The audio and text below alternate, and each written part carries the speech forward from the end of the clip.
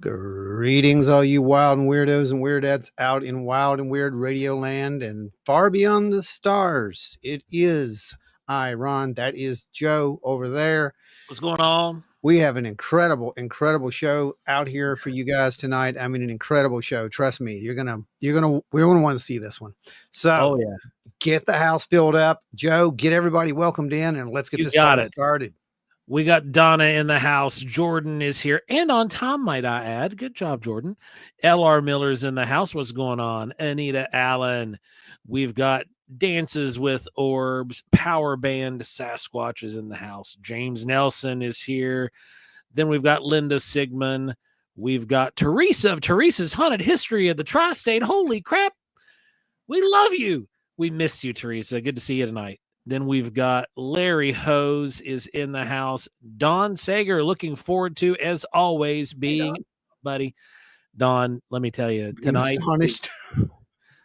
is going to be a doozy. I hope all of you guys have already watched Paranormal Horizons over on Small Town Monsters, because if not, spoilers, we're going to go over tonight what happened with that show last night. It's an absolute trip. The Trackway clan looks like they're gathering up here in the house. The Trackways gathered.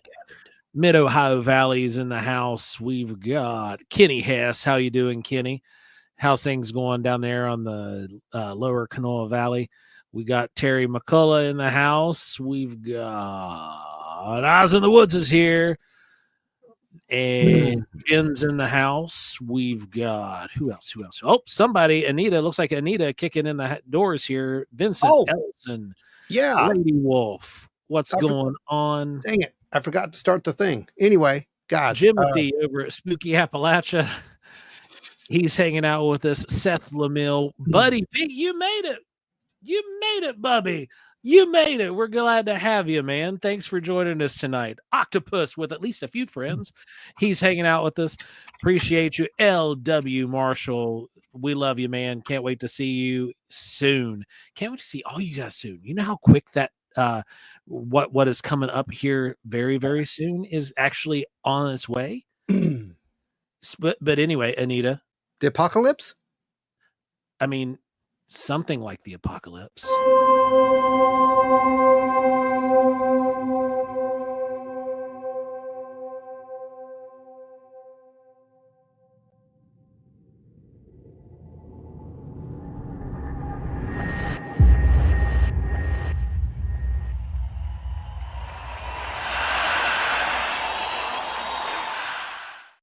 For those of you all who are new here, that is the Scott Daddy McConaughey right there that's come to bless you all. Yes, it is. I know we've got a few guys who are new who have jumped over. I know that we spoke with some of you guys on the chat last night. Glad to have you. We are we're very serious researchers. We are not very serious human beings. And tonight you're gonna enjoy that and have fun. We're going to be covering some data. We're going to be, we do it all on this show. And this end of the show is driven completely by the viewers, and we're going to be taking your questions. And it's like that every week, but this week's special because we're targeted towards what we got into last night on Paranormal Horizons. The owls are not what they seem. Oh no. No, they never have been. Schuler is here. So folks, when you see that go up, that means that someone has, like this, for example, we give you a blessing when you donate to the cause, so to speak, like and everything that we do. Yeah, go ahead, give them one.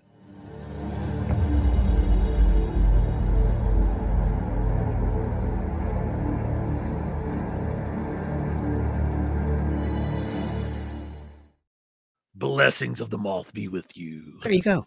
Moth blessings to you, right? And I do believe we are caught up. Man, you guys are blowing up. Okay, so there is a brand new there is a brand new unlock screen, letting you guys know right up front tonight. Yes. There's a brand new unlock screen. It is not 10. It just I can't set it for anything lower than 10. You guys had already jumped in.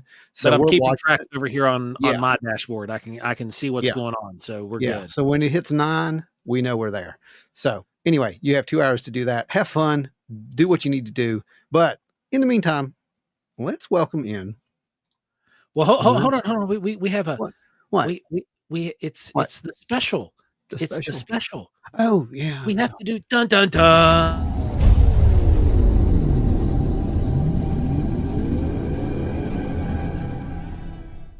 Absolutely. I completely forgot. You're absolutely right. And let's kick it off. Let's not do any news, because all there was really any news this week was people griping about that documentary thing that we were talking about, And I'll be honest with you, I think we may have provided more content here. Found the right background than some of that stuff. You keep playing with it, you'll figure it out. Yeah, I found it. There's like only 4 in here. Okay. But Ron, you were getting ready to, I think, introduce a very special something. It's something. It's totally something. It's not a someone at all.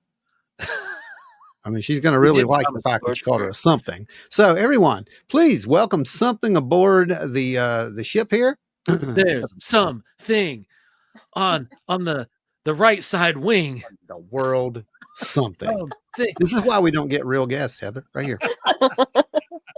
You warned me before this all started. You warned me. I told you. So at this point, it's on me, I guess. It's your fault. Yeah, absolutely. Ladies and gentlemen, may we produce the legendary Heather. See what I mean? Produce. See what he's doing? See what he does? No, we can't produce her. She's here. She's already there. She's right there. She's here. Right there. Look. Manifest. Yeah. For those of you guys who don't know Heather, she is the resident historian, basically for what I would consider East Coast high strangeness. I would consider her one of the authorities on that. But she's the historian and one of the main sets of hands behind Small Town Monsters. Would that be right? Yeah, that works. Yeah. She gets things done. That's what we're saying. Yeah. If anybody has ever done any work with Small Town Monsters, you've at least had 2 or 3 conversations with Heather along the way with planning and getting things organized.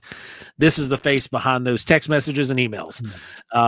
We've been lucky enough to call our friend here for several years, and we've been on their show, and she's now been on our show and is back, and it's great. It's weird. Yeah. It's all like coming full circle, and it's on a freaking blood moon. This is like some kind of weird energy in the air. The final hat trick here is we have to get her on Paranormal Horizons somehow. I know. That's it. We've got to really bring it in, and it would be Inception. This would be high scientist Inception. Anyway, man, you guys have blown it up. Oh my God! What do we got? I'm not even watching. I'm sorry. The chat blew up by 50 comments in that, just in the midst of introducing Heather, and and it also, we have James Nelson coming in, executive producer here. James Nelson, thank you. Multiple blessings, my friend. Gonna throw one out for you. All right, here.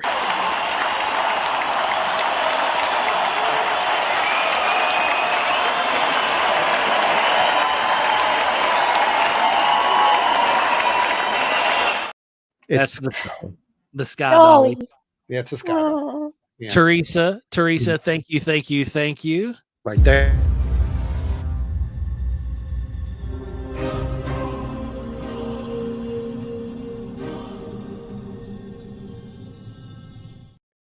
Oh my Nancy, what? Right thank you.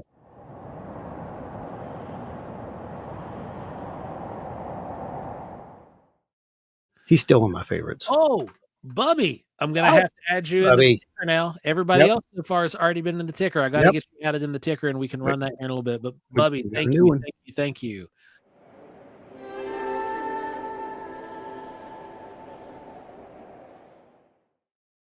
G Sky Daddy right there for Bubby. Right there. Yeah, that was awesome. We appreciate you. Glad you enjoyed last night's episode. Hope you enjoyed tonight's episodes just as much. That's how it all started. That one little image right there. Right, it is. That's where all of the craziness with all the blessings. That's where it all started. They're like, "Can you do this?" I'm like, "Yeah, why not?" Bring in the cult leader. You got it. Here it comes.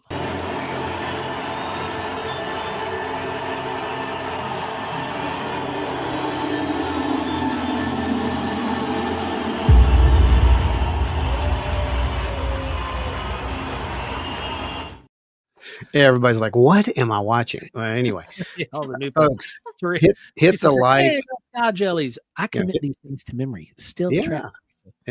Hit that like, hit the share, all that stuff. You can always unlike it later, like some other people do. It's okay, but for right now, just hit that like because you might find something you really do like. You might actually, yeah. Kenny Hess, thank you, Kenny. Did, yeah. Kenny. Let's. How many we got now? Hold on, let me look at this. I got to check how many we got. Yeah, check that. They might have unlocked it. 8. They may have unlocked it. What? 9. We're setting at 9. We've got 9 now. Awesome. Y'all so Kenny, thank you coming in. Yeah, thank you so much. Keep going. Let's start this show. We have like 55 eyes out there wanting to see what in the world's going on. So that's true. That's true. Folks, get your questions. You watched the episode last night. By far, in my opinion, one of the strangest things, and I've seen strange things. That is one of the strangest things that I have honestly witnessed just because of the multitude of synchronicities that took place. So get your questions in. And we have questions. It was very intense. I will say that. So we got 2 of them here. I'm going to double them up. Here's a twofer.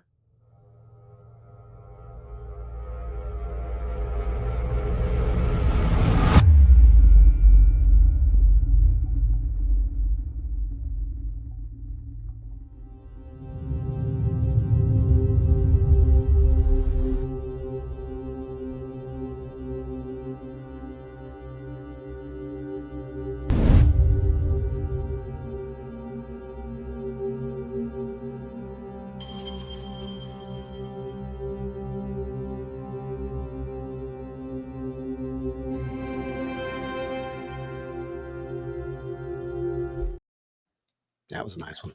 I like that. Thank you. There's your twofer that got us there to the cross the finish line. Now, thank you guys. The show must go on. Now let's do it. We do appreciate everybody. We love you. Absolutely. And if you want to keep doing that, feel free. It's just that we'll give you the blessings later in the show. But but let's get this started. Let's get some questions in. And also, Joe, it's a good time to remind people we do have a actual in-person event that is coming up. We do indeed, and it is coming up here at the end of the month, and that would be Explore the Unknown with Wild and Weird West Virginia.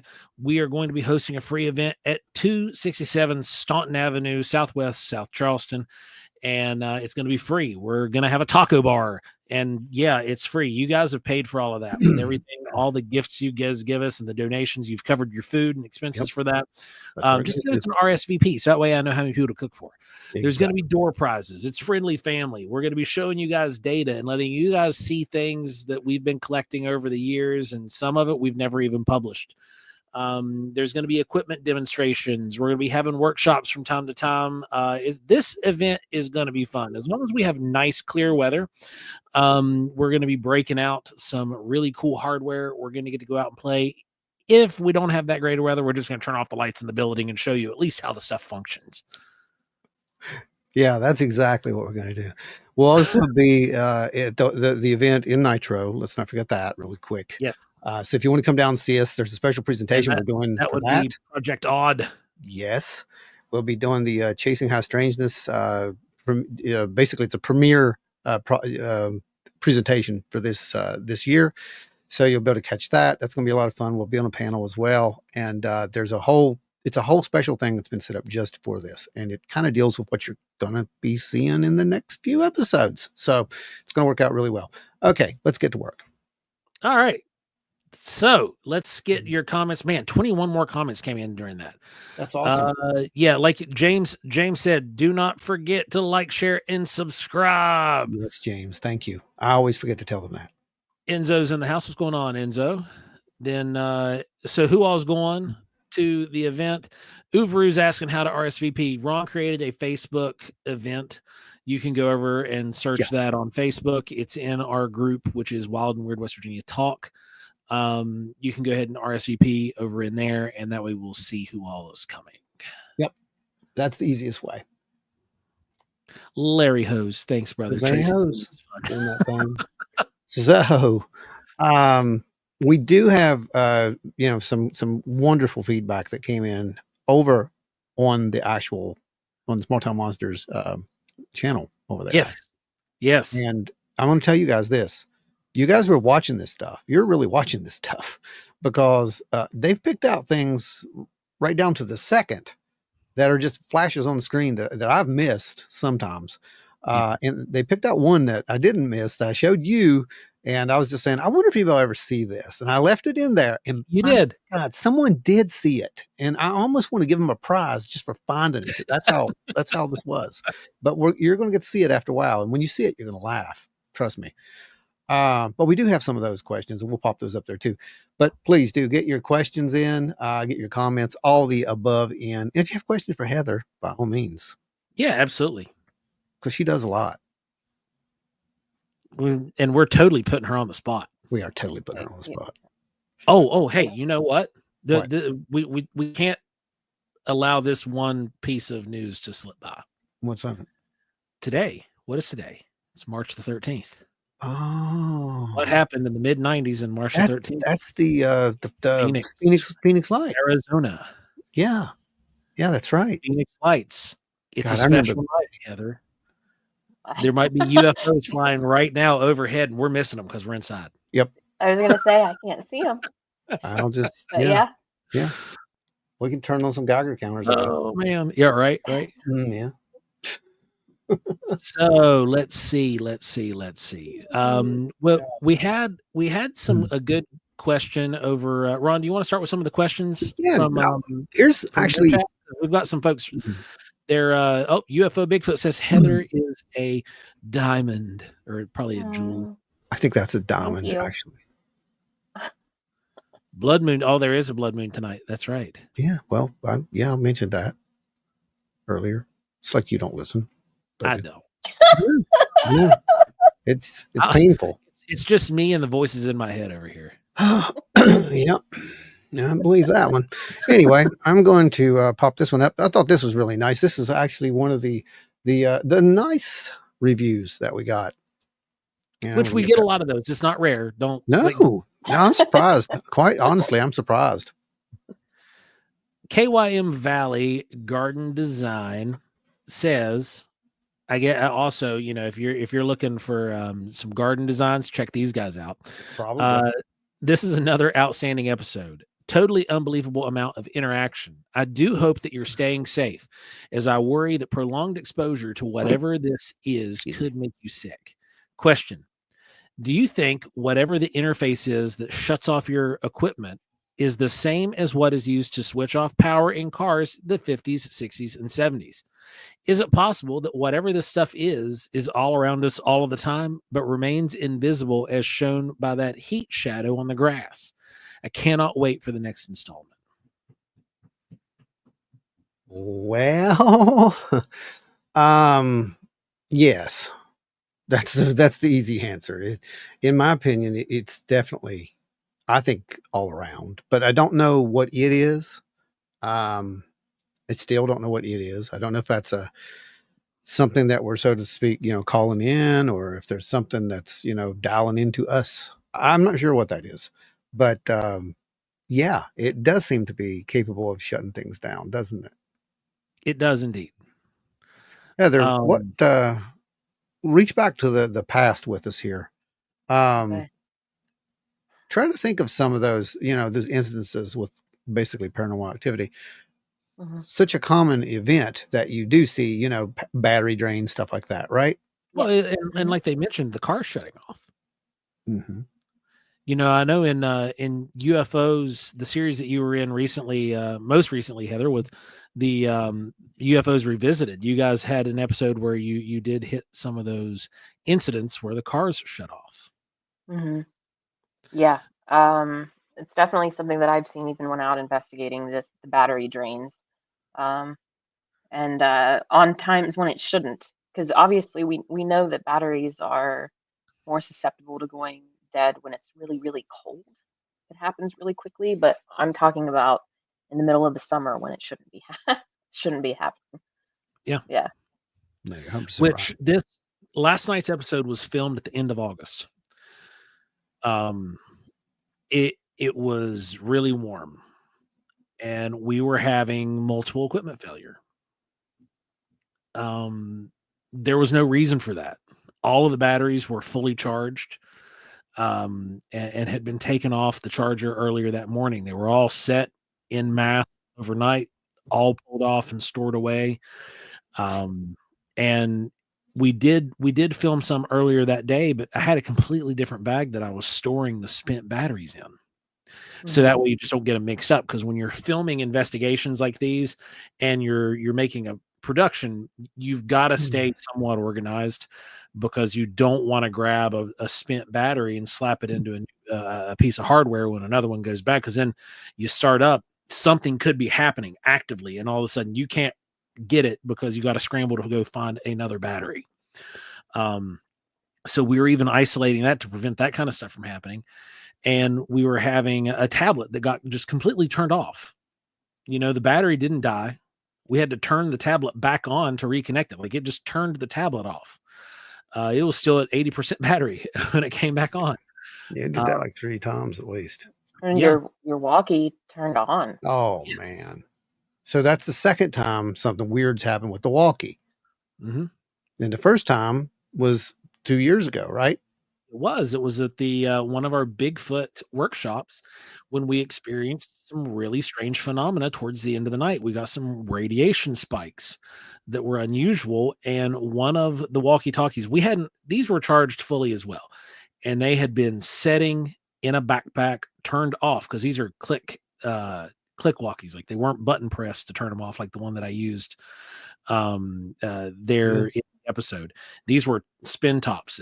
You have to physically turn them on, and they were turned off, and then the batteries were just drained, and then they started coming on and off of their own volition, it seemed, making all kinds of crazy noises from the backpack.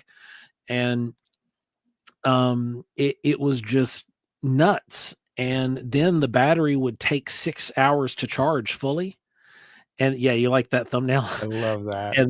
And then you win tonight. It would take so long to charge, like 6 hours just to hit charge, and then it wouldn't hold charge for longer than 5 minutes. Yeah. So it actually fried the battery. And then Patrick had a weird issue with his battery, didn't he, Ron? Oh, he had a definitely weird issue with his battery, considering, he had a flashlight, and the flashlight, it just quits working. So we get back to the, to the base there, closing up at the night, and I'm looking at his battery, or looking at the flashlight, open the battery compartment. This battery looks like it's 3 years old. It was a brand new battery. I mean, it wasn't brand new, but it was in the package sealed when he put it in there earlier that day. When he came back off that trail, it looked like it had been aged. Yeah, and there was white corrosion on it from the battery acid. Yeah, we talked to several people about that, and their exact words were either there was a major malfunction with the battery itself, something which caused is plausible. During that time frame, it could have happened. Sure, but they also said that it was more likely that something caused that, and I don't know. I don't know what that was. I still don't know what it was to this day. Tony's got an off-the-wall question for Heather. What do you think the Grafton Monster was? Oh, goodness gracious. I have no idea what the Grafton Monster was. It's something that pops up a lot in my thoughts when I think about the weird alien type things that have occurred in West Virginia. But I don't know. I can't think of something that is quite the same to even compare it to. So it's in a world of its own. Mm-hmm. Yeah, it's an interesting encounter, especially the brevity of it. It was so quick. It could be a misidentification. It could be alien. It could be a litany of things. Dances with Orb says, Joe and Ron, do you have Apple phones? I have an Android. Ron has Apple. Yeah. Jen says the radiation is Joe's inner voice now. It is. It speaks in strange languages at times. It does. It does. Heather, have you seen any synchronicities between findings on Paranormal Horizons and other more obscure folklore and psi incidences? Meaning things more obscure than equipment failures. I mean, I'm starting to wonder, and I was going to ask you guys this from your personal experiences, if you are starting to feel physical effects from this, as in before anything spikes, before you see anything, are you sensing this before it happens? Because that seeing more obscure things, I'm thinking about things that I've experienced when out in the field, where it's all about what you're sensing first before all of that goes off, to the point where eventually when you go out investigating, you don't even, I guess, need the equipment because you know something's about to happen. And what she's talking about is that sixth sense. We talked about that before. I said you are your best instrument. You can feel that. Like some people get a little tingle in their spine, hair stand up on their arms, right, Joe? And Gary Nolan has actually done research on this exact phenomena and validated that there are differences in people's brains who have experienced strange phenomena, that it makes a seemingly permanent alteration, giving them this heightened sense of awareness to a degree. He's theorizes that it gives them a heightened sense of awareness. It's either they're born with it or something causes it. He's not quite sure which yet, but either way, it's definitely altered your brain. Yeah. Well, yeah. Yeah. Your brain is altered. Like in multiple ways. Like, yes. Like just being silly and funny. Yes. But also like there's stuff that I'm still not going to talk about publicly. No, same, absolutely same. And here's why. And I don't want to be like, one of those Lou Elizondo things, bless Lou. We can get in the skiff and talk about I'm not talking about that. I'm not even talking in the skiff about it. I'm talking about, I don't want to give ammo to people who like, there you go. There's the man right there. So I don't want to give ammo to people to use. Oh, well, he said this, No, I didn't say that. And data is data, but sometimes, there's gotta be more correlations to things. And sometimes you just don't want to do that. You don't want to cause that. I want to call somebody to start going out and, for example, and worshiping orbs. Okay. That's what I'm saying. So you don't want to do that. And, but I will say this. Yes, Heather, years ago, that was we talked about it. I mean, I was with Joe on one of the things we did, one of the investigations we did. This is way before all this. And I watched his arm. I watched him go through it. Like every hair on his arm stood up when we were in this haunted location, and there was something going on there. I mean, 100%. I don't know what it was, but something was going on. Beth stopped in and said she's in the hospital, but just wanted to stop by. Hope everything's okay, Beth. Send blessings out to Beth, y'all. Some positive energy. Back out the Wineberry. Keep me posted, Beth. Shoot me a message. LR says it came from when Joe was chasing the radiation spikes. It probably did. Yeah. It probably did. Tony asks Heather, so you don't think it was a white-haired Bigfoot? So from what I've heard of the description, no, I don't think it, because I don't know. I mean, I guess I hadn't thought of it that way, because the biggest thing that I'm remembering from the Grafton Monster is that there was just like a head on shoulders. There was no neck kind of situation, which I guess thinking about it, I have heard people describe that when talking about Sasquatch, that they didn't notice the neck. It was just a head on a neck. So I guess it could be, but my thinking would be that if it was, there would have been more sightings of it, because there tends to be, and I'm only thinking about local stuff that we've been researching here in Ohio, multiple sightings of a light-haired Sasquatch. And Yes. Teresa brings up a really good point here. Said, didn't they say that had more seal-like skin texture, like a wet seal? I think was actually the terminology used. It was shiny. Shiny, yeah. Slick. So, I mean, I guess it could be a white-haired Bigfoot that's been using some hair product, right? Yeah, or just came up out of a creek. Which there was. Yeah. So you got to think about it like that. I mean, there's all these possibilities, and yeah, I mean, it could totally be that. But you know, it's one of those who knows kind of situations, isn't it? Like you said, it's an isolated thing. Was it like there was 50 sightings of this thing? Now I want to go back and revisit Heather's question. Oh, go ahead. Yeah, revisit real quick here.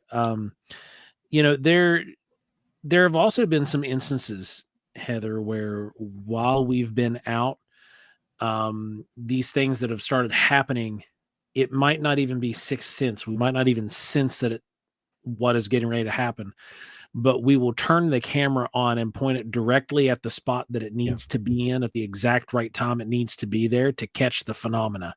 And it doesn't run away.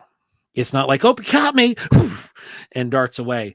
It's like, yeah, hi, I see you. Right. And then it's like, okay, that's enough. Yep.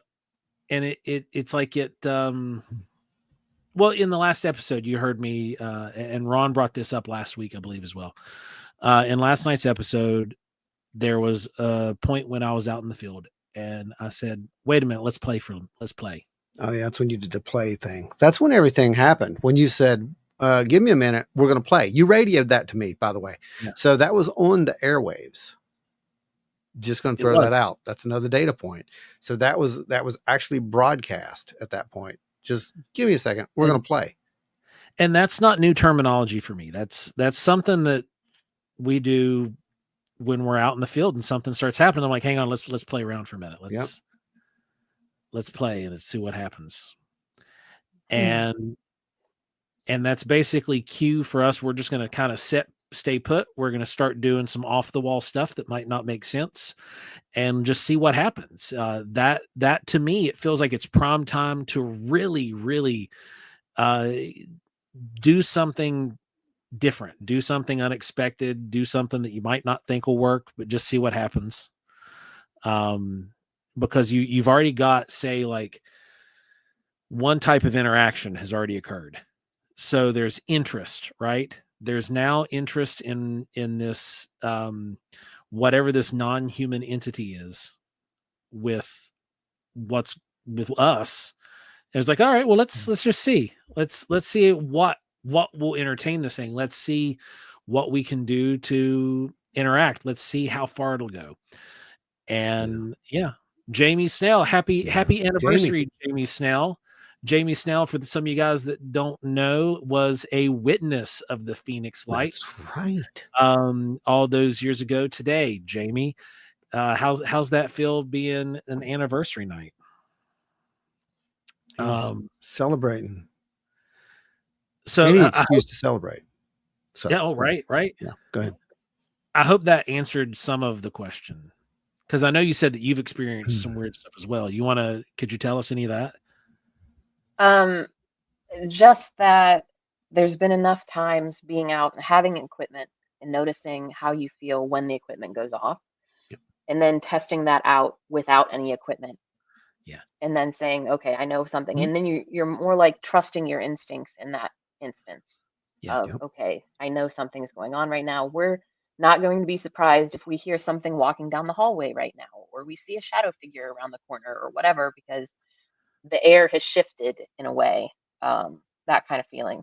But I think that it's interesting that you say the term "let's play," because I've also noticed on investigations, if you come in and I haven't investigated with you guys, but like on ghost investigations yet.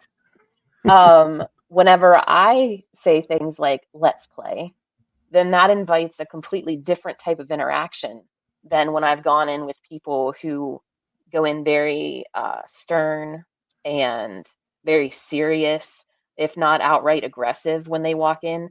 The night is completely different depending on the mood that you put out there. And you're onto it. Yep. That is literally some of the discussions that me and Joe have been having over the past few weeks, just trying to wrap our head around this mountain of data.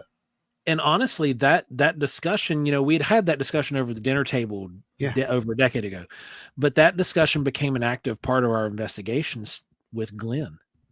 Well, Glenn was a huge part of the intent thing. Exactly. Glenn sat down with us at a burger joint in Salt Fork, Ohio, and started telling us, like, our interactions when we went out doing Bigfoot research, our interactions with this thing depended on our moods a lot of the time. And the type of interactions we would get depended on if we went out there and we were in a bad mood, or we went out there and we thought we were going to be hot to trot or whatever, it would real quick remind you how green you were and how much you didn't know, and set you back in your place. But when you went out there and you had a pure intent, is what he said, pure heart, you would go out with a pure heart and a pure mind, and just being inquisitive, that you would get more interaction that was positive interaction, that was playful interaction, and it would last longer as well. Yeah. If you go out and think that you're going to do this thing, it's probably not going to work, and that's one of the things we were talking about. It's like it's so much more than just intent, though, I think. And I think that's what we're trying to come up with. There's a little more to it than that. Think of intent and emotion as a radio wave. On a radio wave, you've got a carrier signal and you've got the broadcast signal, right? So that's kind of what you're looking at. You've got to get those two things to work. I think once you get those two things to work, and I believe honestly that's what these guys out there right now are calling psionics. I think that's literally what this is. I think that's how it works. And well, it's almost like the principles of hemisync. It's anyone can do this. Rhythm in sync, and having not just your brain, your left and right brain synced up, but like getting yourself in the rhythm, in the flow, and in the moment, and allowing things to happen. Yeah. I mean, that's literally what's happening. Heather, do you have a dream investigation you would love to conduct? Well, I have a place I would really love to go and spend like an overnight investigation there, and that would be Trans-Allegheny.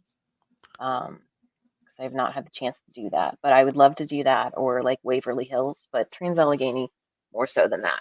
I would love to go to Weston State Hospital and have some time there. Well, we've done a couple shows with some of the folks from Trans-Allegheny, so we could get you some phone numbers, I'm sure. Oh, absolutely. Right. Yeah. Yeah. Anita brings up a point about the Grafton Monster, a mutant albino beaver. There you go. Or a mutant albino beaver. That's it. A not beaver. It's a not beaver. Dances says, Anita, it feels like static brushing against your aura. That's a good way to put it. Yeah. Yeah. Octopus says, I'm learning to notice it and pay attention to those moments, speaking about when the strange things are happening and being aware. Teresa says, in a ghost investigation, I've had the opposite. We turn off the camera or it dies right before something happens, or we got it right out of frame. Yep. I think that this is part of the interaction that takes place. Lisa says here, the only thing that was missing with that statement there that evening was the giggle. Lisa's been around when we've been out in the field, and I do have a tell. When I know things are going on, when I know things are starting, I will. I have this little silly giggle like I'm a little kid. And yeah, but like you could see it on my face, though. You could see it on my face. So I said, we're gonna play. Hang on. The thing that got him was when he comes back, he had no idea that we were having power issues, and I had no idea they were having power issues. We had no idea. And he comes back and he starts screaming, turn on that camera, turn on camera B right now. And we're like, well, this just died. And he's like, they start telling me what happened out there. There was no giggling. And that was probably the most serious and intense, just mind blown look that I've ever seen him have ever. And I'm like, we got to get this. This is real stuff. And this is what happens. And people don't They don't get that. They see that stuff, because a lot of, let's be real, some of the paranormal stuff on TV, it's scripted. It's all fake. Let's call it what it is, or it's over exaggerated. When all your equipment dies at the same time, it's going to cause a visceral reaction, and you're not. I don't care how serious you are. I don't care how scientifically minded you are. You're going to look at that and be like, "Well, that shouldn't happen." And that's literally what he did. And to him, that's a very big thing. That's a big tale right there, that something's really not right. Yeah. If something's really, if you see me in a serious face, it's bad. There's reason for it. It's really bad. It's really bad. It's like, should we pack up now? Right. No. I mean, that's kind of in my head. I know. And I'm the guy that's like, let's chase it. Let's run it down. Yeah, let's I know. Go. And, but at this moment when we were having this, and we had no idea either, that something had happened to Maria and I while we were out in the field. We didn't know anything about that. You guys didn't know anything about until the thermal days after, when you were in post. Yeah, I was in post, and I found that when I was doing this thing, man, we had so many issues, by the way. I don't know. It's a miracle that it's gotten where it's at. I mean, we had massive computer crashes, it was insane. But I remember sitting here at 3:00 in the morning, and I'm going through the video, scrubbing it, and I'm like, what the world did I just see? Because as you go, speed it up, you can see this occurring. And I'm like, so I went back and I looked at other stuff. I'm like, well, that don't happen here. It only happens here. And that's when I got a hold of you the next day. I'm like, you got to see this and tell me that this is normal, right? And you're like, yeah, that's not normal. And just to be safe, let's reach out to some people who know. And I'm still thinking, if they're going to be able to explain this, it's all good. They couldn't explain it. Yeah. And we got it. Adam Good is here. Adam Good was also there on the screen. You could see him. He was working camera B. He was actually who I looked at when I said, turn on camera B, and he turned on, it's dead. And I was like, what? Yeah. So I don't know. All I know is that we had some issues out there. We had some real issues out there, and it was very real. Ashley. Oh, sorry. Pop her up there. I'll go grab Ashley. It's the one up here. There's that one. My brain will always know that I need all of my equipment all of the time, but my heart knows it's ultimately not my choice if I catch evidence or not. That's the phenomenon. That is absolutely 100% true. This is the John B. Alexander mentality. I think I adopted that back in the day just because it makes more sense to me. It's a precognitive sentient phenomena, as he calls it. It knows how you're going to react, what you're going to do, and it knows where you're going to be. What is it? That's for another, that's another question right there. But our job right now is just to prove there's something there. I think we proved there's something there at this point. I just don't know what it is. Anita asked, do you all carry backup power pack chargers? Yeah, we have a Jackery. Yeah. We have a full generator that'll run half of my house that we pack in the back of the truck in case we need, because we also, we're out there filming and we have to have enough juice to fire lights off, computers, and run everything. So it's enough to do half of my home, basically, just to give you an idea of the power. And it does the job. We can also charge while we're on the road using that too. But we utilize that quite a bit. Oh yeah, for sure. And provoking usually doesn't help too much, or at least not in a good way. No, it doesn't. And that's why we tell you not to do it, because I don't know why. It just matters. Jen, thank you. We'll get you your blessings here in a bit. You guys stay tuned, because at the top of the hour, we're going to release the brand new blessing. Yep. Everybody you guys broke that barrier about 3 blessings ago.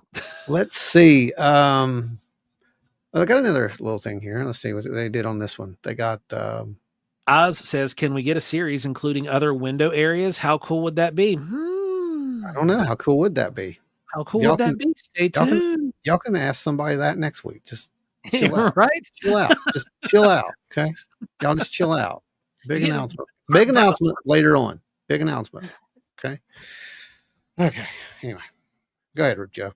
Wow, that was phenomenal. I was on the edge of my seat and excited. This was fantastic. My goodness. Thank you for all of your hard work. Yeah, see that right there. I just wanted to show that because that makes me feel good. It makes me feel like it was worth, all the craziness that I really had to do to make all this crap work. And then Joe getting radiated. So there's that. Right. Where did everybody go, Joe? I'm not sure. We're not removed. No. Jamie says for tacos. What in the? Oh, you put us on the wrong screen from the share file. There we go. What? How did that work? Show me. When you did, hang on, folks. We're learning stuff in real time. There's a lot of new features that they've added to StreamYard, and some of them aren't. Some of them are in places where good things used to be. Not sure I like that. It was the cinema layout. Okay. Cinema layout. That's the one you use when you're doing the video stuff. Okay. And it's the one that I normally kick over when we're running footage. It defaulted us back to it for whatever reason. Defaulted to that. Okay, so watch it when I put these up then. Make sure don't do that again. So Jamie said $20 for tacos. Thank you, Jamie Snell. Thank you, Phoenix Lights for Jamie Snell. No. He's saying those are his. That's his. He's $20 worth of tacos for Jamie. I can make that happen. Yeah, that's what that is. I just want to clear that up for you. Because I know Jamie. He likes them tacos. Anyway, great teamwork, good footage, audio, quite informative and impressive. This is the kind of stuff we like to see. Thank you again. Joe, fix the thing. There we go. See, I'm on it. And that's the teamwork that you were explaining. Teamwork, making the dream work. That's right. That's how we do it. That's how we roll. Now, let me find a real question. It's really cool. I'm glad they all liked it. Yeah, everybody seems to really be overall enjoying the series. It's overwhelmingly positive reactions for the most part. You do get a few folks that come in just to sling poo here and there, but those are fun. Those are always fun. You always have the hat, like, oh, nice hats, those guys. And I just like to throw out, I'm like, well, I'm bald and cancer sucks because I've had that cut off my body before. Here's the deal. All right. Hats are cool. They are cool. If you can wear a hat, wear a hat. If you can't, then don't. Obviously, you can't wear a hat. That's what it comes down to. Okay, anyway. Like, I can wear a hat. Otherwise, I'd grow out the back end of my hair like Hulk Hogan. So here's here's an actual observation. So, Joe, you want to take this and explain? Yes. The UAP had to be a satellite. It only went one direction. You should look at the time you saw the first and second, and hopefully a third happens so you can divide the difference between visuals. Well, to bring this into perspective, the thermal imagers that we're using cannot puncture our atmosphere. The only thing beyond our atmosphere that they can see is the moon. That is it. And it's just because it's such an intense object, okay? You can't see stars on it. You can't see satellites. Even on crystal clear nights, you won't see a satellite. It's just too far out of range to detect on the thermal. Some of these objects, like the one that we captured up in Hedgesville, we actually captured it going out of the range of the thermal. We caught it, it was there, and then it started moving further away. And we lost range of it just because of its altitude. Now, this is one in Salt Fork and the similarity there to Ohio. These were years apart. And we've got more for 2024 and now 2025. They're everywhere. Yeah. They're literally everywhere. There is definitely not a satellite. If you don't believe me, go buy thermal imager. Go use your satellite tracking app that we actually use in the field to verify a lot of the times if these things are satellites or not. And then aim it directly at the satellite and tell me what you see. But there's better than that. Be a big goose egg. No, there's better than that. Of course, that's the truth. It's a goose egg, possibly an egg. But Satellites, right, they don't move at this speed. I just want to tell you guys that. Okay. If a satellite's moving at this speed, there's going to be a big old fire trail behind it. Okay. Yeah, because it's coming to Earth. Yeah, and there's going to be pieces falling off of it. They do not move at that speed. Moreover, we've actually seen them do these numbers, this number. You know, they move around. And just because it moved in a straight line, that doesn't mean that it's not a UAP. Like, I've not seen any official government record on UAP tracking that says they must be zigzag serpentine formation running or zigzagging through the sky, like, you know. Yeah, I'll give you that one. I mean, it's one of the observables that Lou Elizondo mentions. It has that, which is that you can't see it visually, so you can only see it with alien tacos. 2112. Yep, 2112. See what you did there, Tony. I see what you did. Yeah, but that was actually a really good observation. It's just, and we can't expect everybody to know these things. And, to be fair, there are people who think that, oh, well, they just made a show. Well, no, we didn't. I mean, we did, but no, we didn't just make a show. This is documentation of what we're told to do. Go out and show them what you do.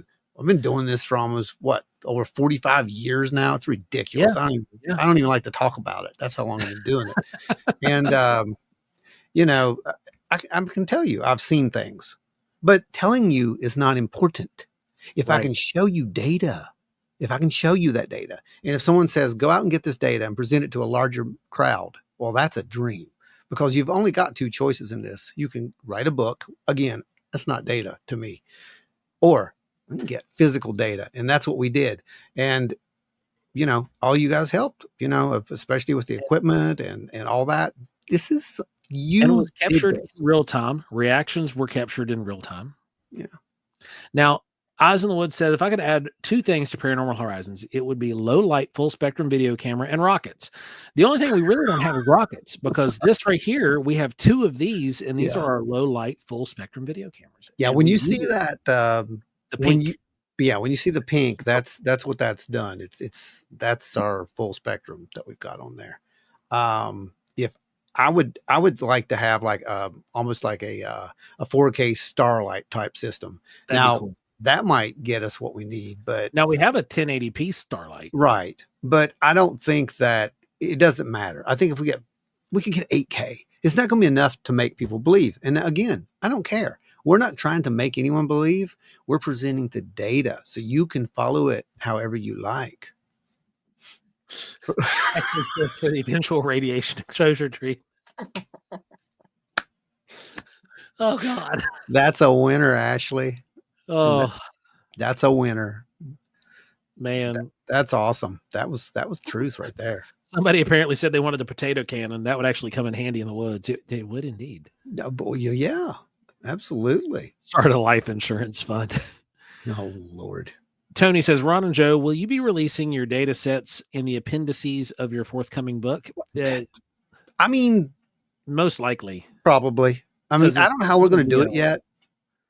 But there's something. We've got some stuff written. We have a ton of data, but we have some stuff written for said book, but we haven't yet had time to sit and start cobbling the full idea of how it's going to function yet. So Heather, I want to open the floor for you here. Yeah, go ahead.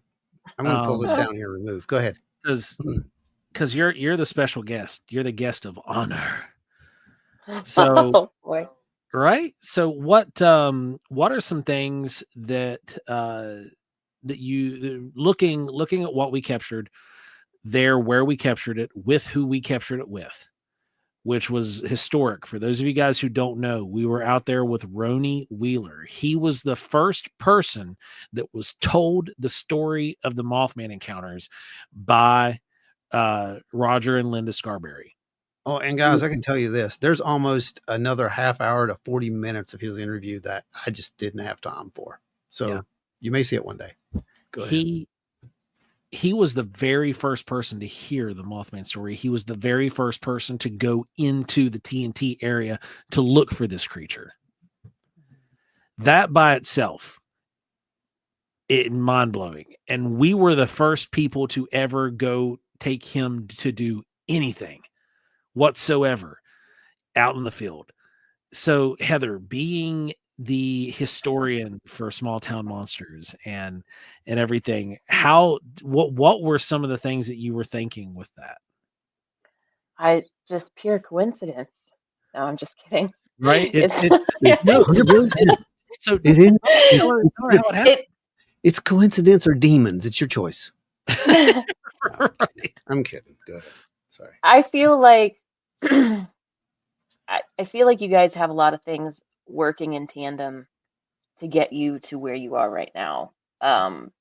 For whatever reason that is, I feel like between maybe it's your openness to the world in general, but I feel like it's like you've been picked in a certain way to have all of these things align. And the fact that you were able to bring him in for this is just really cool. I mean, it has to be a full circle moment for him as well.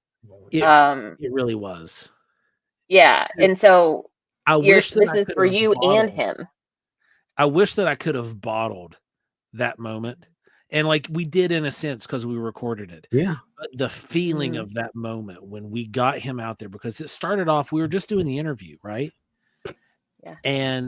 And after the interview was over, we just started talking shop. You know, he and I are both old Air Force guys. We did the same jobs and all that stuff. And so we're shooting shop, and we were packing up slowly. Yeah. We were packing up, and he mentioned something about, you guys ever watch that Skinwalker Ranch? Yes. And I'm like, yeah, why? And he's like, man, wouldn't it be something if somebody had some of that equipment and they took it out TNT area? And I looked at Joe and I'm just like, what is going on here? So then I looked at Roni after Ron looked at me, and I said, well, do you want to go do it, Roni? We have all that equipment. He was like, well, really? You would do that? And we're like, yeah, absolutely. We've already been out to the TNT with it before. Let's go do it again with you. That'd be fun. We can take you out there and see what happens. And he was all in. He was like, oh yeah, absolutely. I can't wait to do that. And it was so cool. He described it as being an experience of a lifetime. Yep. You know, being able to finally go out there and that was in the tail end of the episode where he was able to actually see something and experience things that he had always wanted to see and experience. And that opportunity was given to him. So what you didn't see was the interview where he's talking about how no one ever talked to him.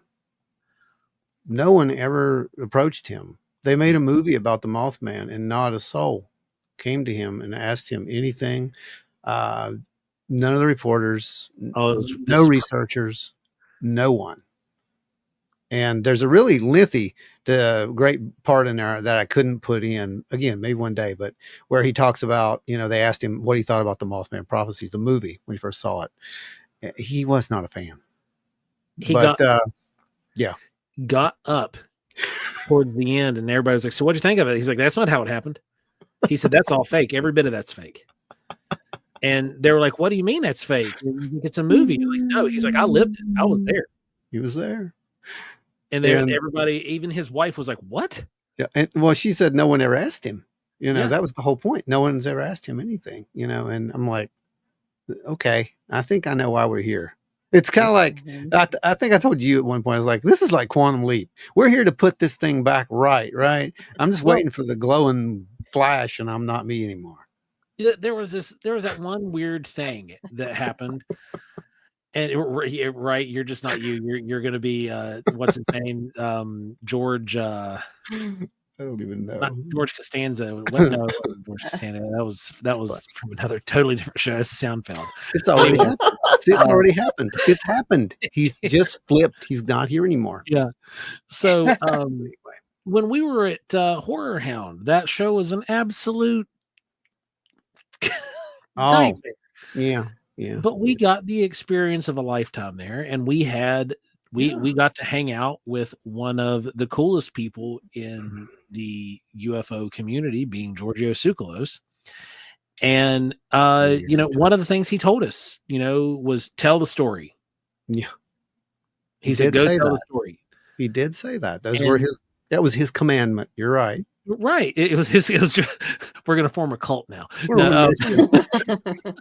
But no, like we were talking about all this stuff, and then he gave us stuff for free, and he said, we were trying to pay him for it. He's like, no, take it. He said, just go tell the story. And at the time, we're sitting there thinking about it like, yeah, we'll just go tell everybody how cool of a dude he is and how legitimate, like this guy's a real human being and really cool. But like, how much weight did that actually carry? And was that, what kind of a conduit was he being used as just to plant that seed to just go tell the story? So that's a good analogy for how this works. Yeah. I think that, again, the speculation, but it's just from observations and weird things that happened to me over, life. It seems like we're put in these positions where one little thing affects the next little thing, which affects the next thing. And pretty soon everything's affected, right? The bigger picture. And I just wonder, how many people we bump into every day that are in that process and have no clue. Oh yeah. They're just doing what they're doing. They don't know why they're doing it, but they're doing it. Mm-hmm. It's really interesting. And, coming from a spiritual background that I've got with being a pastor for several years and doing the stuff that we're doing now, you don't think it's demons, Pastor? No, let's talk about that for a hot second. Can we talk about that for a hot second? Because that was one of my favorite ones and they took it down. I don't know why they did that. They took it down. Bunch of atheists out in the field summoning demons. Tony, you would have been proud of that one. Yeah. So they said a bunch of atheists out in the field and demons show up. No one's surprised. And then I was like, I commented back to him. I said, "So are you saying you're a demon, Michael?" And, but there's more evidence to say that whatever this isn't demons than anything that says that it is. Can you elaborate on that though? Because I know people are gonna be like, you just want it to be that way. So no, it's not that I want it to be that way. Like data. Give me data. The burden of proof is on the people who say it is demons to prove it. Okay. And that's just, again, that's in my opinion, that is in 2 decades of studying ancient Hebrew texts and Muslim texts and all the texts that pertain back to the Judeo-Christian, Abrahamic religions, basically. And studying those in depth, there are so many cases of contact within those scrolls. There are so many cases of positive interaction. Like, are we going to say that Ezekiel's vision was a demon? Are we saying that what Jacob, who everybody sits and will preach week-long or month-long series is on, that Jacob, when he saw this image that could only be described as people going up and down a ladder into the heavens, are we saying that those were demons? Are we going to go out and say that the burning bush was a demon? Are we going to go out and are we going to say that these lights that the Magi were following through the deserts to go find the Messiah was demons? Are we going to say that wait, let me get this straight, Joe. You're telling me that was demons and moved around for 40 years me that there's around the same mountain was demons? There's two sides of the coin. Is that what you're saying? But it's a coin. It's the same coin. Right. Now I'm not saying that some of it can't be something nefarious. Right. But what just I'm like saying people.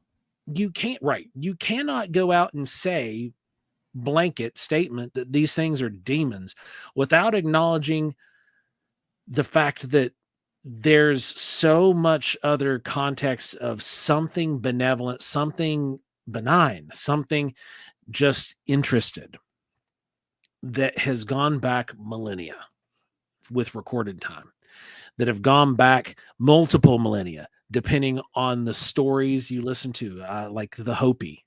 There's so much evidence there that what we're dealing with isn't trying to condemn us to an eternal damnation or isn't trying to trick us and fool us. Now, it could be a trickster. I'm not saying it's not. There could definitely be trickster elements here. So don't get it twisted. Don't think that I'm saying that these are the space brothers who are coming here to hold our hands and usher us into a new utopian view, because that is not what I'm saying.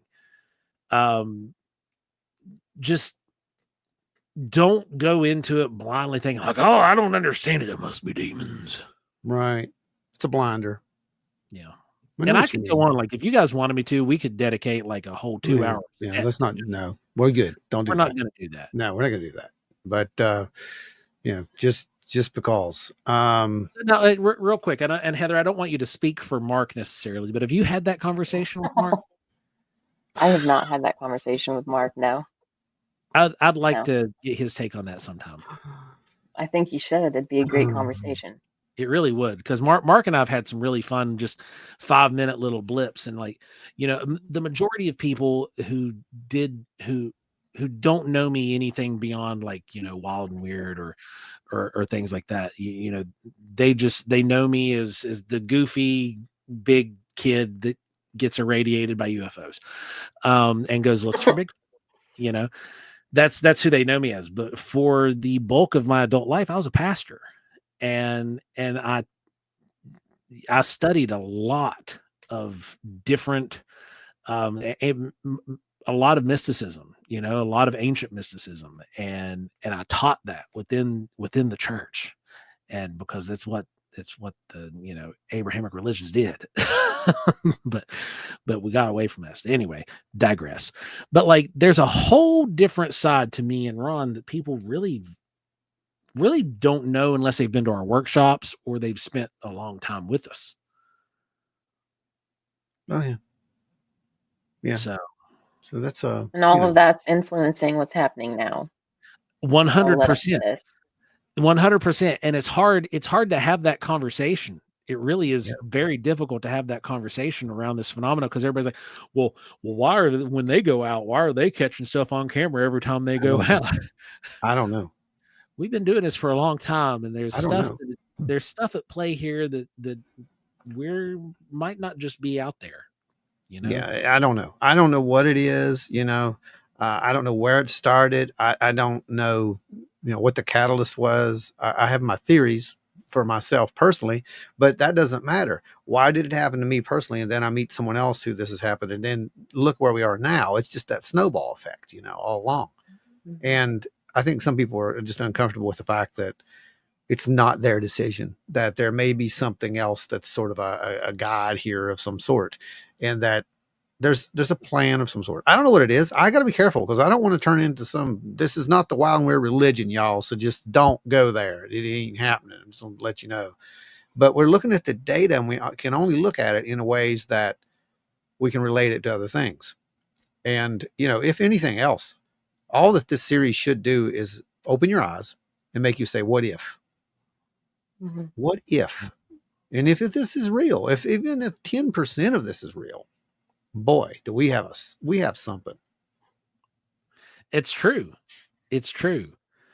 So the historical significance of us going out with the guy to the place and doing the thing, that was super cool. That was very cool. Very cool. And do you think, based off of everything that you've been involved in the past, do you think that might have also been kind of what helped kick off this powder keg that night?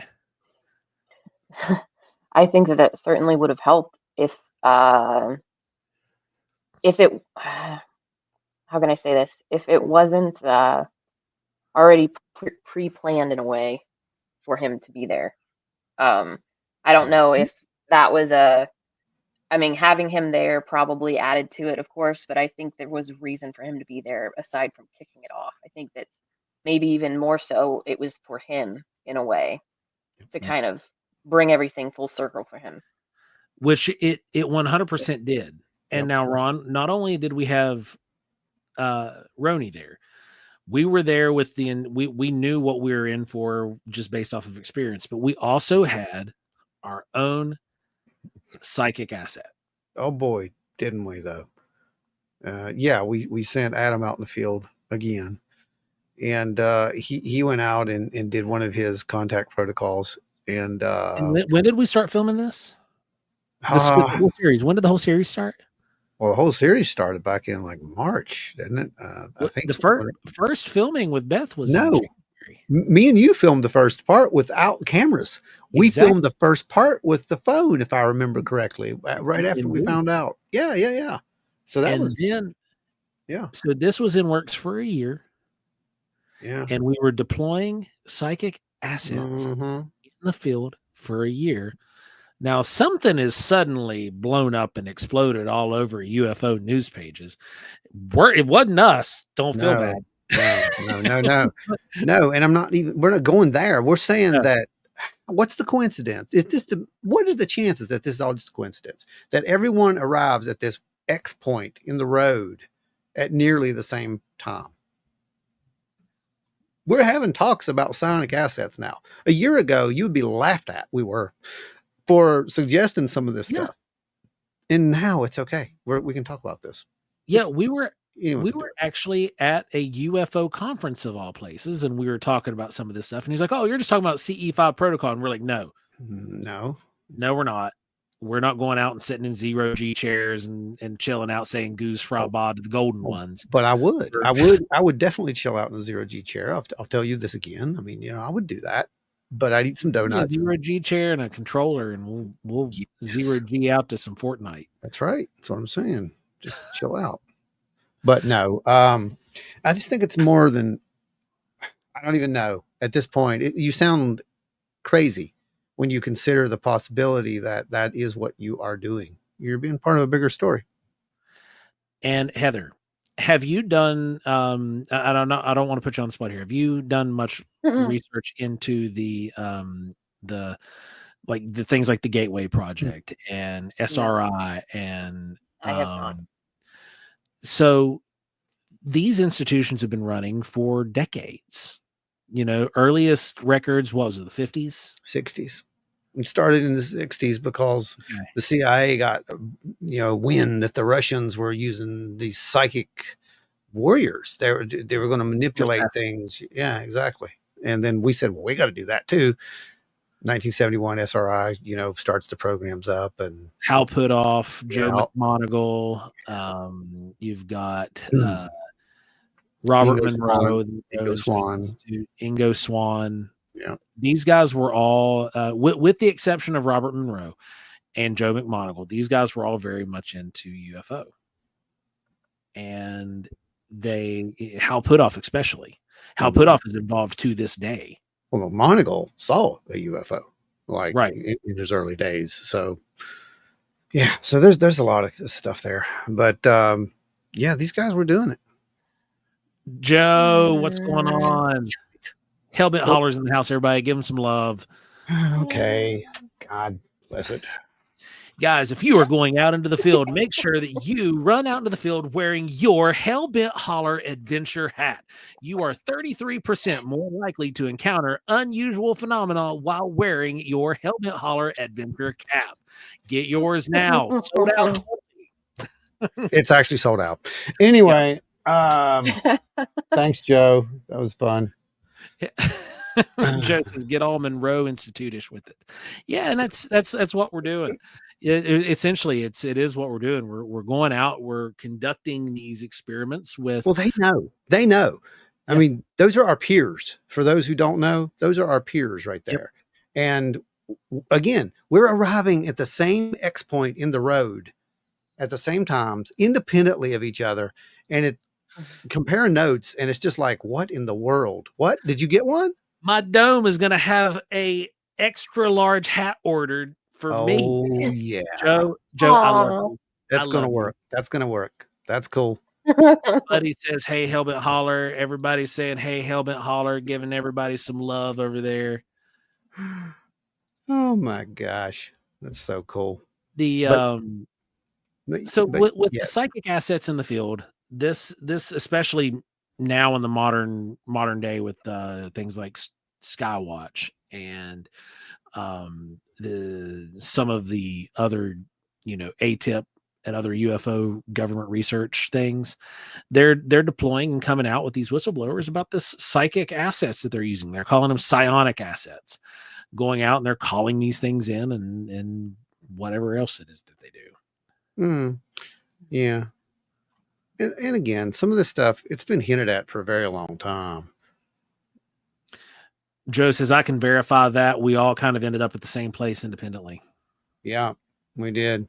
And what's going to be really cool is one day we're going to sit down and document all that and put all that data on the table. And then it's really going to blow some people's minds.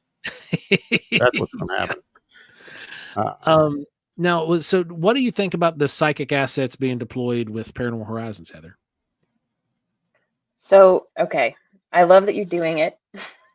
It reminds me of I've talked with getting more into esoteric type stuff, I guess. Talking with people over the last several years that, um, and I don't know the time frame of the people that you work with as far as when they got into the field and started doing this or becoming more aware, but it seems like, in my experience from the people that I've talked to, there's something close to around like 2018-ish, that time frame where there was like this almost an awakening type of situation that happened where people started to become more aware of things, and a lot of people are getting to this same part of the crossroads right now, but it all kicked off between like 2018 2020 for a lot of the thing when you go back and think about the signs and the little pieces that start to lead you there. And I'm wondering if you guys have experienced that as well, and your assets have experienced that as well, or if this is something like, if there was something pivotal about that time frame for whatever reason, or maybe it's that many years that have gone by, I don't know, but there's something significant about that time frame that I've noticed from talking with multiple people, that that's almost like a switch was turned on around that time. No, that's interesting. And Ron, you and I've ran into a few people with the same kind of conclusions. 2018 was a pivotal year for a lot of people. 17 and 18 is what we kept coming up with. And the only thing I know of in 17 was, of course, the footage was released that kind of got all this started. But, yeah, it's kind of interesting if you think about that, though. You are right. There was like an aha moment, perhaps. Maybe a universal aha moment. Yeah, stuff just for people that were ready to pick up on it on some wavelength, picked up on whatever the universe was putting out there, if that makes sense.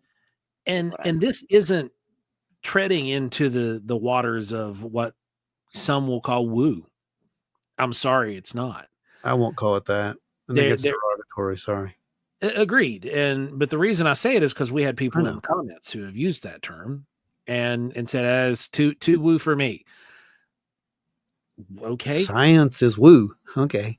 Science technically is woo. It is. It's documented enough to where they can kind of nail it down, and explain it. And this is repeatable data, repeatable data. And to me, I do not think that it is woo. I do believe to a degree spirituality can be involved in it, but it doesn't have to be. Because there are people who are very agnostic, and I'm not speaking from like a religious aspect, but they're just very agnostic on the topic, but they're interested in it and they research it and they collect this data and they're observing similar data sets. And they're like, yeah, I mean, this is happening and I don't have any kind of real bias here, but here's the experiences that we're seeing. Here's the experiences we've documented. And this is just where it's all pointing. Yeah. I mean, it's just following the data, right? I mean, that's pretty much what it's all about. So let me throw out another one of these little guys for y'all. Let's see what this is. I don't remember. It says, does anybody know what that quick blip thing was in the upper left-hand corner that was the gentleman in the white long sleeve shirt talking about when they go look for the creature at the power plant? Okay. So take us back, Joe. There we go. So, yeah. And we're going to look at that scene right now. And this is one of those things, again, where it's late in the night. I'm editing. I see a flash. I go back and I almost bust out laughing and fall out of my seat. There were little things like that would happen all throughout this project when I was really stressed. Little things would happen. I mean, I had a terrible year, I mean, it was bad. There were bad things that happened last year. And if I told Seth, if it wasn't for the fact that I was doing this, there's no way that I could have got through this the way that I did. The Wild and Weird family helped too tremendously. And you know what I'm talking about, every single one of you. But it just this blew my mind when I saw this. So I'm going to share this with you, and it's so funny. This is good. This is good stuff. And the fact that someone found this again, this was good. So let's do a share screen. No. Where are you at? Still in that thing again. Hang on, Joe. Ron broke it. So Heather. I didn't break it. It's right here. I just got to close that and start back up. Oh man. Very funny. What You're would so funny. Oh, here we go. Ron's got it. Ron, it's up here. Here it is. We're gonna go to cinema view. Chapow. Let me make this a little bigger for y'all. Okay. Now, try to take it to as much of full screen as you can because it's gonna be. Yeah, I'm gonna try. Because I gotta have about right there. Can you see that? Yep. I can see that, right? Okay. So when I play, I'm going to hit play here. And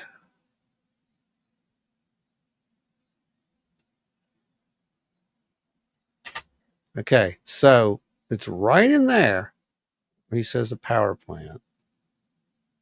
There's a flash. There it was. Did you see it? So let me pull this back. I'm going to go frame by frame. I'm going to go in here. Saw nothing. Power plant. As soon as he says power plant, I want you to look at what I saw when this happened. And yeah, this is just great. Dun dun dun. That is a moth, everybody. Let me hang on. I'm going to make him a star here. Hang on. Here we go. There you go. That is a moth. A moth. That is not only a moth. That is a perfectly posed little moth. His little eyes are looking at you. His little antennas are out. I mean, that is the funniest thing. And yeah, I almost fell out of the seat when I saw that. I'm just like, you gotta be kidding me. And he's only in that one frame. That's it. One frame. Yep. Absolutely fantastic. And then dive bombs towards the lens. That's why you see that big blip. Blip. Yep. He's out. All right, back to normal. And so that was really fun. Now, what was one of your favorite things from the episode, Heather? My favorite thing from the episode was whenever the ground pulsated with heat when no one was near it. Yeah, you have that. Joe. My least favorite part of the episode.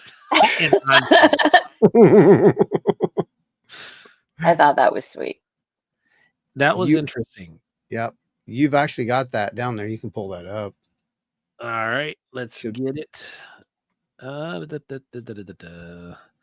So this segment right here, the heat anomaly, you can see it pulse and move. Now, I'm going to run that again for anybody who might be just now jumping in. This was from Paranormal Horizons. We were out at the TNT area filming that heat anomaly right there in the middle of your screen. You can just see it kind of move. Now, we sent that to the vendors of the device we used, our thermal monocular, which is an AGM type hand.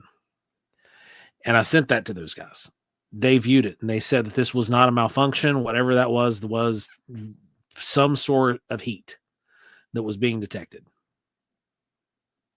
And it wasn't just, pixelization or something like that was happening, but, this was actually a real detected instance of some kind of a heat that was there. That's the only thing that they could say. Obviously they were like, there was a UFO exhaust dumping out on you and you took plus 10 rads. But it would have had to be in a very slow exhaust because, again, remember, this is happening super slow. A series of minutes. Yeah. Now, but that pulse, you can see the wave. There's a wave there. Tony said, you mean when they were in the cosmic radiation frying pan being seasoned with Sirius sauce? Yeah, that'd be it, Tony. You're right. Oh, man. Joe says you had anomalous heat radiation emit from the ground. Well, we don't know if it was from the ground. I'm going to run it again for you.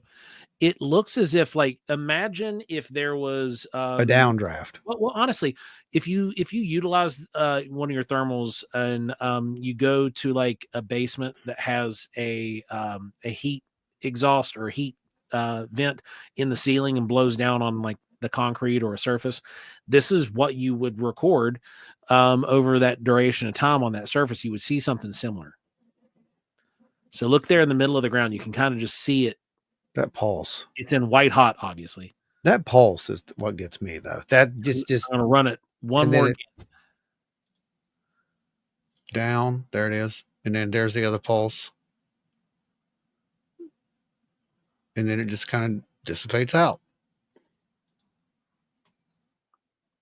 I don't know, but Joe says that didn't look like heat reflection. Oh no. So yeah, it was odd. It like I said, the folks over at AGM looked at it and they said that it's definitely a source of heat. They couldn't. That was it. Yeah. And we had some other guys look at it who were thermal experts, and they were like, "Wow, that's weird." It's something. And well, it's also it's not localized sensor malfunction, but we did have sensors going off while that was occurring. We got a radiation spike on the GQ 500, and it was when we were having equipment failure. One of the cameras died during that moment. We had the REM pod went. It was back when I said, "Well, let's play." It was right around that time, and I think that the exact time when I synced it up was when it was around the 33. When you got the 33, you're showing the 33, and then you see me go over to Maria. Yeah, and that's when the camera dies. That's when the battery dies, and that's when at the exact same time back at base, that's when the pad disconnected from the system, from the thermal. Yeah. So Tony says soil samples needed. Get your shovels and hazmat suit, boys and girls. Yep. I mean, yeah. That was very strange. And again, this was caught in post. We didn't realize what was happening. Ron just happened to have a thermal trained on us. Well, you told me to. You said, right, I did. Hey, I did tell you. Train the thermal on me right now. And I did. And again, was that just coincidence? Well, I think it goes hand in hand with that, like, turning the camera at the right place at the exact right time. Like we have so many times where we've captured these balls of light, and we've captured these UAPs and captured weird thermal signatures. Is having that sense to point the camera, do it now. Are we? It's just, it's weird. It's 100% weird. I mean, that's saying it politely, man. It's kind of scary at times. I ain't gonna lie to you, because you're witnessing this. It's real. It's legit. Joe says that's wild. It's not a malfunction. That's a legit heat signature. Yeah. Jen says it looks like the wave comes in directly behind you and then goes around you. It does look like it skirts us. Mm-hmm. Way of the Sploot says reminds me of a power surge with an electrical line. Power Band says invisible UFO. It was something. Man. We don't know. And Trackway says we did record those eyes and EVPs there in that bunker.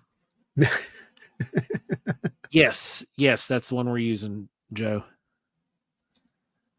And it is very. It was unreal. Ron had me come over to his house right after work one day, and he said, "You got to see this."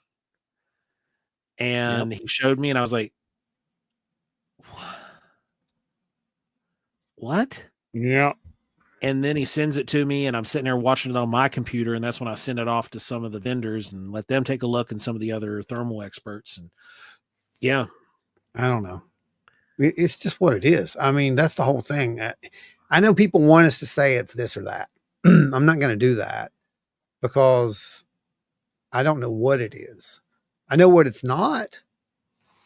And that to me says that we need more eyes on it, and we need more people to look at the data and say, okay, this is what it could be. But when we have a situation, Joe, and really when we were out there and we thought that the REM pod was giving off a false positive, Yeah. you know, we tested that. You tested that in situ right there. Yep. And I really thought that we had, that was it. You solved this one, but no, it just stops, and you're doing the exact same thing. Then when you turn the walkie off and then it comes back on, it's just everything escalated, and it escalated more and more. Roni goes out in the field. He does the thing, where he's talking to whatever's there. If it wants him to see it, he's here in 60, whatever, 67 and 66, 67. And if you want me to see you, whatever he said.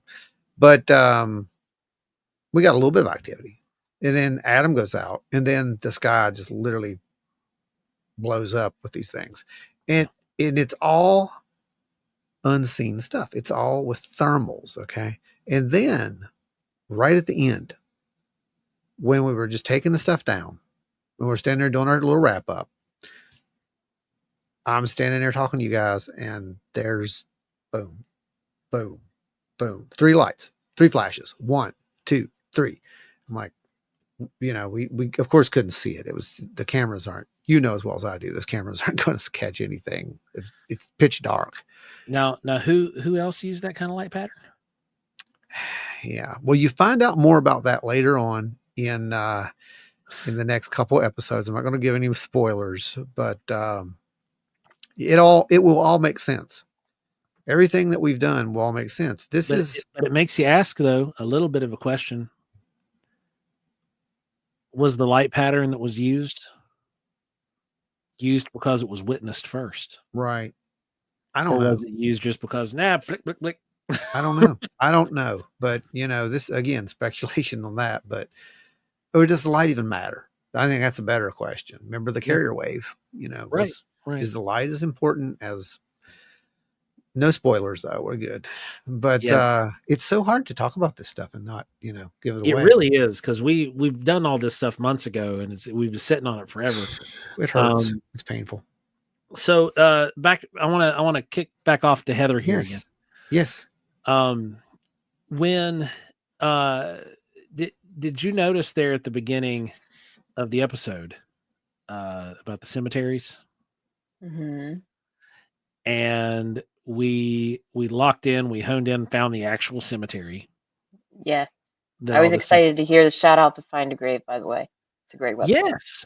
Well, see, I used to use Find a Grave because I did color guard in the Air Force, and we would do funerals, and a lot of these funerals, families would request it, and some of them would be unmarked graves, like, because it would be their great nephew, and this guy passed away. He was a World War II veteran. No family had been in touch and around, and we have to go find this guy, and so we'd use Find a Grave to find him. And we'd go out and we'd perform military rites there, but the graveside with any remaining family that would want to come. And then but that's how we found them. And Ron was like, well, the dates don't match. And I'm like, oh yeah, the dates don't match. And he's like, well, what do we do? And I was like, hang on, I have a particular set of skills. And sure enough, we locked in and we found it. And it's not but a mile and a half down the road. But it's not a big, pretty cemetery like the Kuntz Cemetery. It's not this, you drive out this dirt road and then you get to a little church on a hill, and then there's a little church cemetery, and there it is. There it is. And, the thing about that is, you do the search for it, and AI starts telling you, look, it was here. It was in the Kuntz Cemetery. And that's all AI is going to do. Is going to keep telling you that's where it's at. Our hope is that now maybe AI is like, oh, wait, I was wrong. Because that's what's happened. That's your history. And your history is being stored and rewritten by machines at this point. That's scary. Yeah. Yeah. And and it sends people that, like, there's a handful of people like LR says, I could have saved you the trip. I knew which cemetery you were supposed to go to, you know, because you're a local, you lived in the area. But we didn't know you back then when we were filming this. Yeah. Because this was filmed back last summer. And to be honest, there are books as well, right? But here's the thing. What's your number one thing that you do when you try to find something now? Internet, you Google it. Everybody does it, and don't say you don't. Everybody grabs the friggin' phone or they get on a computer and they start looking stuff up. You look for that and you're going to see what it says. Mm-hmm. Yeah, I love quizzing AI about stuff. Yeah, it is, Ashley. It is. And people believe it. It's the gospel. That's the problem. And that's what we don't want with this, because, you know, I can see this just perpetuating. And pretty soon, yeah, that's it. That's a fact. That's where it's at. Ron, are you saying we can't trust AI? Say it ain't so. Yeah. Right. So yeah, we gave Fonda Grave the shout out there. It's really a valuable asset if you're trying to find any grave of any relative or just somebody in general. The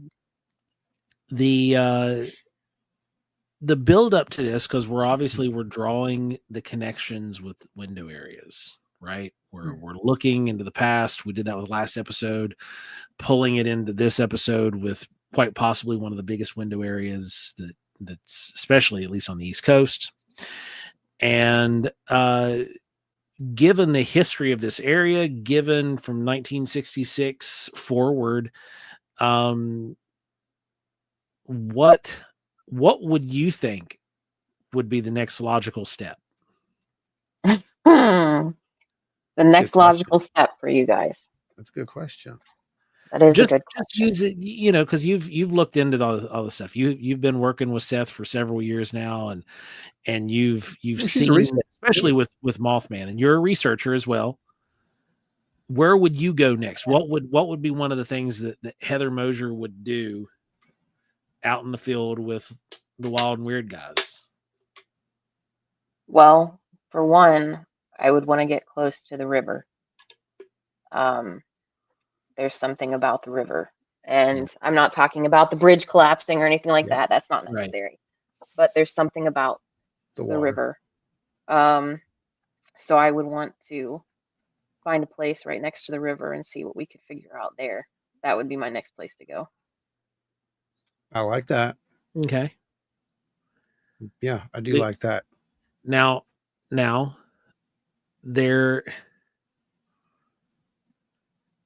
we'll cross that bridge later. You will see something similar.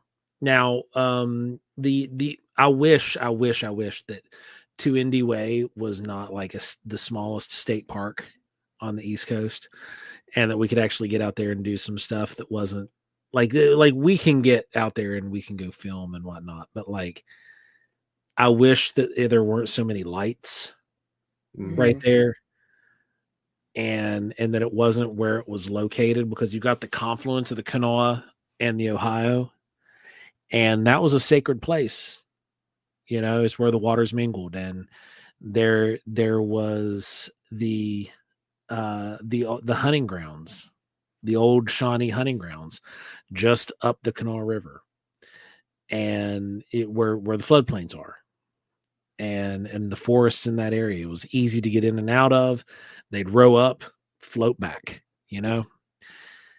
And there's a lot of history there. There's a lot of First Nations lore. There's a lot of First Nations spiritualism tied to those areas.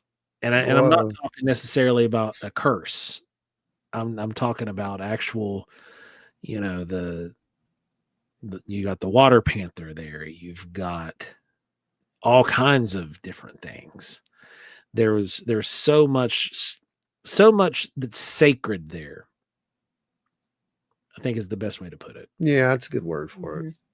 It is. It's a sacred area, so to speak. And not to mention, you know, it's a desecrated area. Let's call it what it is.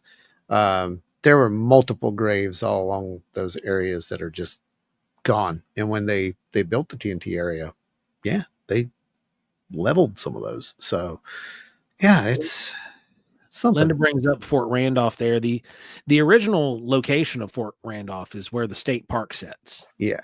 The Fort Randolph was rebuilt down the road where it currently is. Because Fort Randolph, the real Fort Randolph, was burnt down, I think, like 5 or 6 times.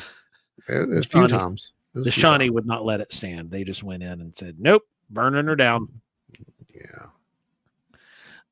Tony asks Heather, what do you think about the Native American curses, specifically connected to that river and to the point?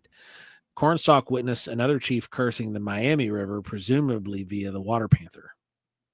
I did not know that, but I do know that it seems that we use curses a lot to explain things.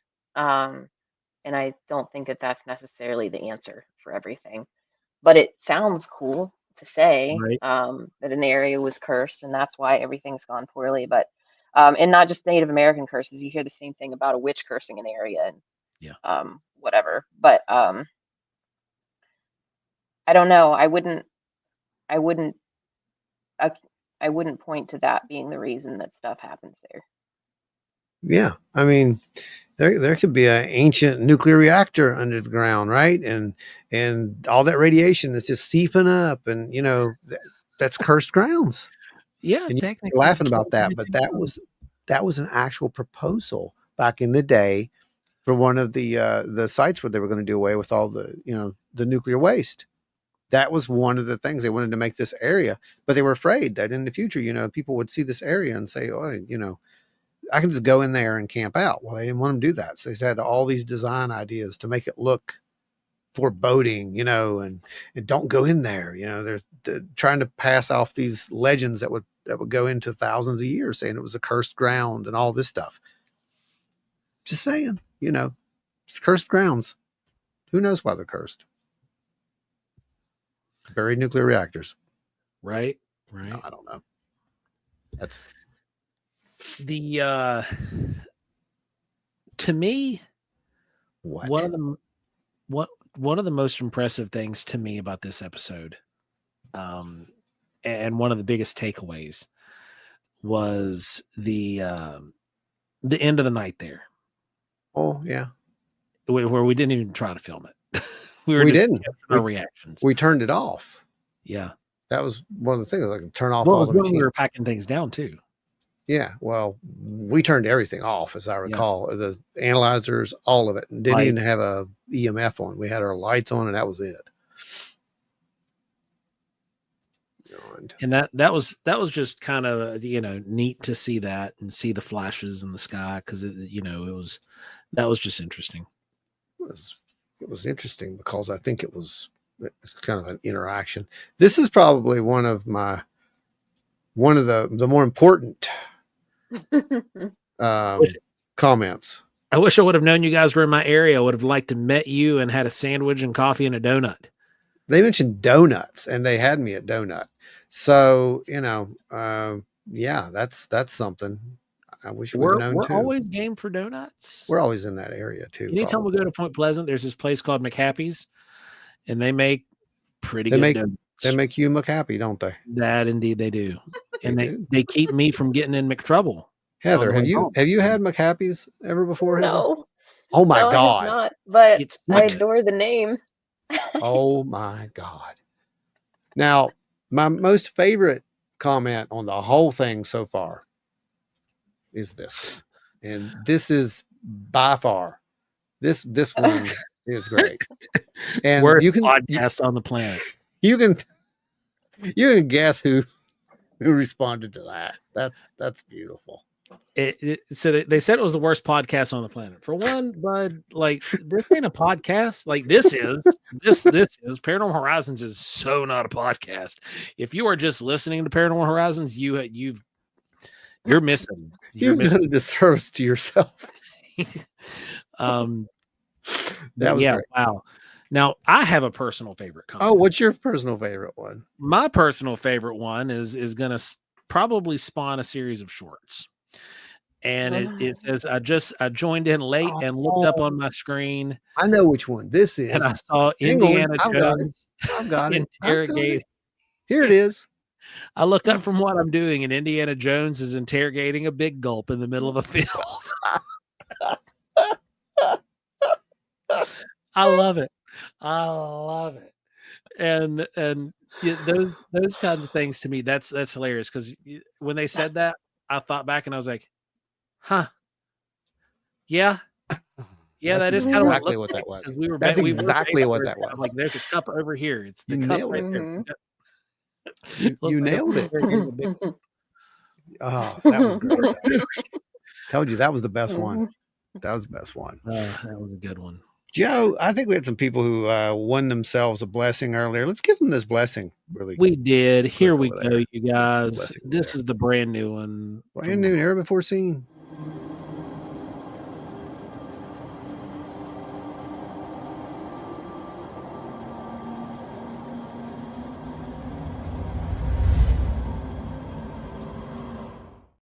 Yeah, that's a little sculpted alien I did. His eyes aren't textured right, but they'll pass. Y'all enjoy it. You did that.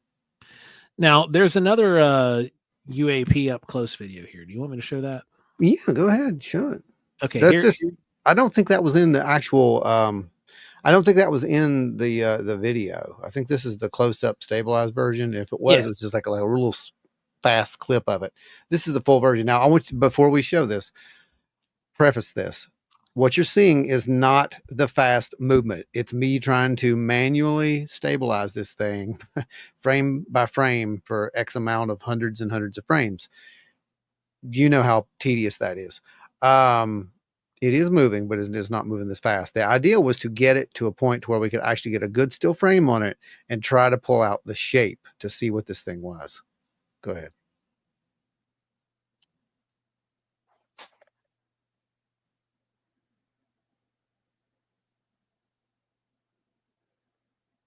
Now, some of that is movement that you are seeing. Yeah, some of it is.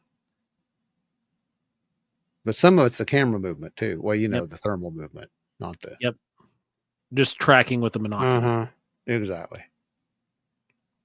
Yeah. So what do you think about that, Heather? I don't know what to think about this stuff.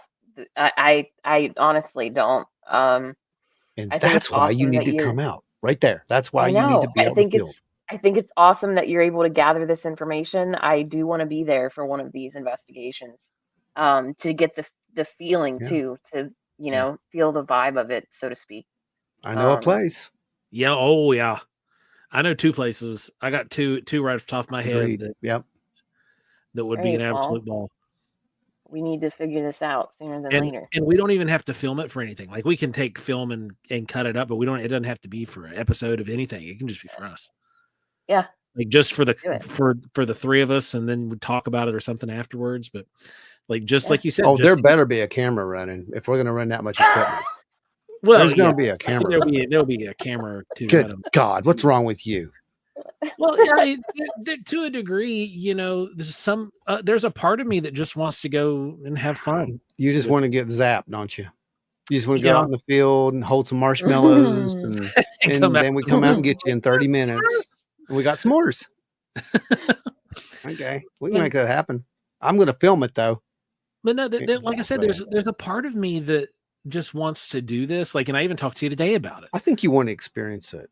I think that's what you're figuring this out as to the point of, and I understand. Yeah. You want to have the experience. You want, like Glenn said, just light the campfire, sit by the campfire. Yes. And just be. And enjoy it. Don't try to observe it. I've done it enough over the last couple years that I'm like, yeah, okay. I mean, we get these things on camera. Literally, one of the times when we were out filming this year, like it got to the point where I just pitched. So one of the people that we were with brought out some lawn chairs. I just sat in the lawn chair with a thermal and was like, got one. You did, yeah. And that went on for like 40 minutes. Okay. And it's all recorded. But like, we're out there. It's that, I guess, to me, it almost felt like work. I think does that make sense? Like, yeah, we're out there and we're investigating, but like, it's like, it gets to the point where you're kind of like almost working and like, and not that you're not having fun while you're doing it, But like, you got to think about what I don't want to walk that direction because I'll step in front of a camera. I don't want to trip over this camera cord here. I don't want to have to worry about rigging lights. Like, I just think it would be fun to just go out, have a couple cameras, just be there to run and catch if something crazy happens, because you want to have that moment where if you have something radical and you've got all these sensors going, you might as well have it recorded. I want to see you glowing. Yes. And I want to catch that moment when the beam comes down and you just turn green. Yeah. I've got to have that. So whether we set the cameras up on tripods off in the distance, pointing down in the valley, I don't care. But when that happens, when the beam comes, I'm getting that beam. Tony says Joe just wants to walk barefoot through the fairy circle over the warm irradiated earth, free as an orb, while Bigfoot plays the fiddle. That is an image right there that I need to make. That might be a blessing in the future. LR says we'll be able to roast marshmallows off of Joe before too long. What I'm saying, LR.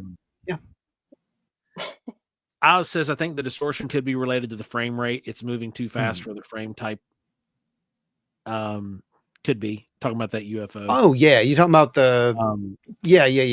It's more than like an oblongy kind of look. I couldn't stabilize it enough to where we could actually get that Would shot. Would you almost say it was egg shaped, Ron?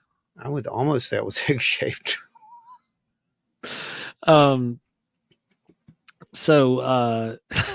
Space eggs, man. Space eggs. I mean, it is what it is.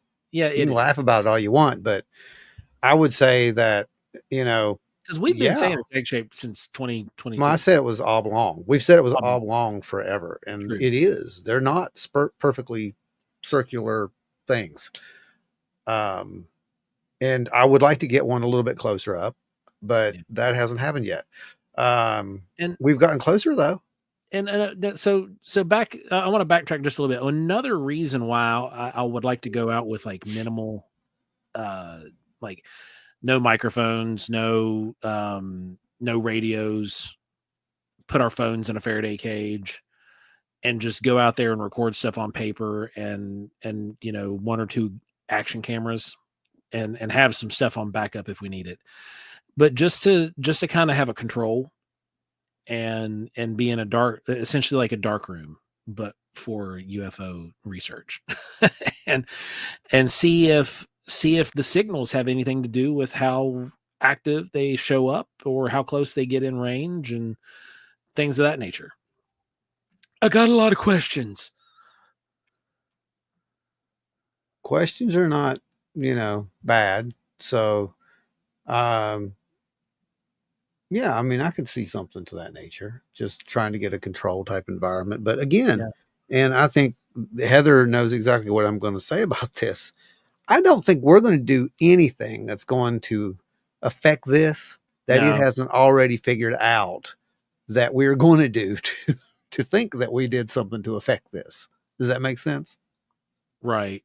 And I too, I agree with that. So maybe that is what the whole thing is. Maybe they're putting it in your head. They want us to go out there with no evidence. So that way, you idiots! Don't you see what's happening here? It's like bait. They're saying, like, "Come on." And there it is, folks. And that's where Wild Weird Radio comes to an end, or we get replaced. Yeah, that's probably what's going to happen. Jeez. Crackers. We got a few more minutes here, Heather. I want you to I want to open it up for you to say, ask, whatever. Plug some crap too while you're at it. I mean, you've been doing some stuff, girl. You busy? Yeah. Well, my brain has mostly been trained on local Bigfoot topics and stories, and then Michigan Dogman. That's where my brain's been, because I'm always working on whatever is currently being behind the scenes stuff or the next project, the next big project. So that's where my brain has been. And then I end up focusing really tightly on that for a while, and everything just fades away for other things. But I am getting ready to go on a couple investigations here soon, so I'm excited for that. Well, that's awesome. I got to ask you real quick. I want you to stay where you're at. Keep your just pause right there. But I want to ask this because it relates to what you just said. Now you've been doing this and you investigate a subject that I don't touch anymore. Okay. So I want to know, have you had any strange experiences while investigating said topic? I have had strange experiences while investigating various topics. And this one involves a puppy dude. A puppy dude? That's what they call him. I won't man. say the word. Yeah, literally. I don't give it any. If you watch the episode, you'd understand why. I'm no. Whatever happened on that back deck that night, I'm done with that. I'm out. I checked out. So what ends up happening a lot of times with the research, if I'm not out in the field but actively, this happened, multiple weird things happen. Mhm. It's the whole thing is weird. When I'm doing research, a lot of stuff will line up, and then witnesses line up somehow. Things start all fitting together, and that's really cool.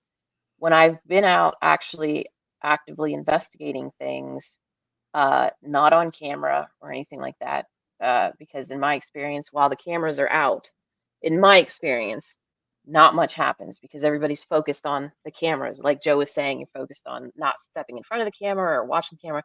I'm not saying that we haven't caught stuff on camera before, because we did on the Chestnut Ridge. Yeah. But oh yeah, far and away, it's harder because you're more focused on work than you are experiencing what's going on around you. So the times that I'm out without a camera, there's been all kinds of weird stuff that have happened. Not related to like a puppy man or anything. No, dear, it's puppy dude. You have to get the name right.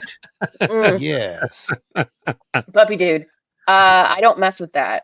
So good choice. And I would prefer not to. But yeah, that's one thing I don't want to see. UFO radiation over demons any day.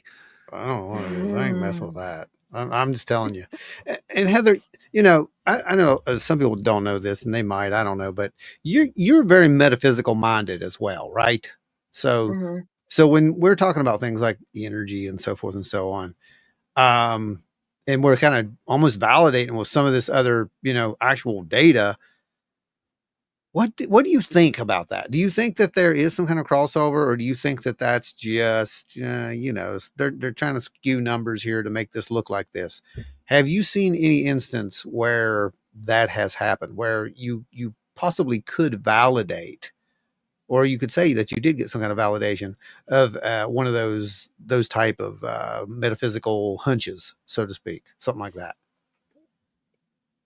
Yeah, that happens where the feeling aligns with whatever the equipment is showing. And all that does for me is go, okay, now I know more to trust that feeling that I had, which is then ultimately why I'm saying with a lot of investigation stuff, I prefer to not go out with really anything, because I'm starting to learn different ways that things feel. And then the equipment has corresponded with it. So now I'm just like, well, that's one less thing to carry. Or whenever you're out, I'm talking specifically also about paranormal investigating as well. It's less stuff to drag around a massive building if you don't have to take equipment, a bunch of stuff to throw in your backpack. You can just go sit somewhere and see what happens. Yes. But yeah, that it's good to get like what you're doing, gathering the data and having that as a way to prove to someone who may be looking for proof in that way. And then later, if somebody wants more evidence, they can go back and see what you've collected and then utilize it from there. But I think for people that are already more in tune with certain things, it's just validating that for them. And that's what's about. You said the magic word at the end. It's validation. And that's literally what it's all about. It's to validate these things happen. Okay. Like, and we're using scientific instrumentation to back up feelings. Yeah. You know, I mean, the brainwave monitors, things like that. These things work. And if you're out there doing that, and we have a piece of equipment that goes off at the same time that you have that to me, that's validation. That's multiple validation. Yeah. That's what we look for. So yes, I would love to actually get you out there on an investigation at some point. And like I said, we've got a couple of places, and you already know one of them, and it's an interesting place. Let's just say that. Yep. Now we had a question roll in. Go ahead. From Michael Tovar. Hey, Michael. It says, I want to know from the video you just showed how big it is. I'd love to know that. Is only something flying around like a cryptid or UAP? Based off of just my experience with looking through thermal binoculars from a military standpoint. I was a sheet metal fabricator, flew around C-130s. Some of these birds had thermal binoculars or thermal imaging built in. And based off of, things that I have seen, my estimation, again, this is an estimation, and this is for just a couple of the subjects that we've captured. Based off of what we can tell about the trees in the environment and our assumed distance. There's a lot of assumptions that are being tied in here because, as you can see, I'm going to run this video again. Hang on, I'm putting a new one up for you. Okay. This one may have the trees. That's what I was trying to find. Okay. Because you can see them go behind trees, so right. and the trees are far off. The horizon's pretty far out there. So Michael, I'm going to give my estimation, and this is something Roni actually agreed with me. Roni was another Air Force guy. He was there doing the investigation with us. That our assumption is that these things are around the size of an old Volkswagen bus. That would be my best guess for the size. And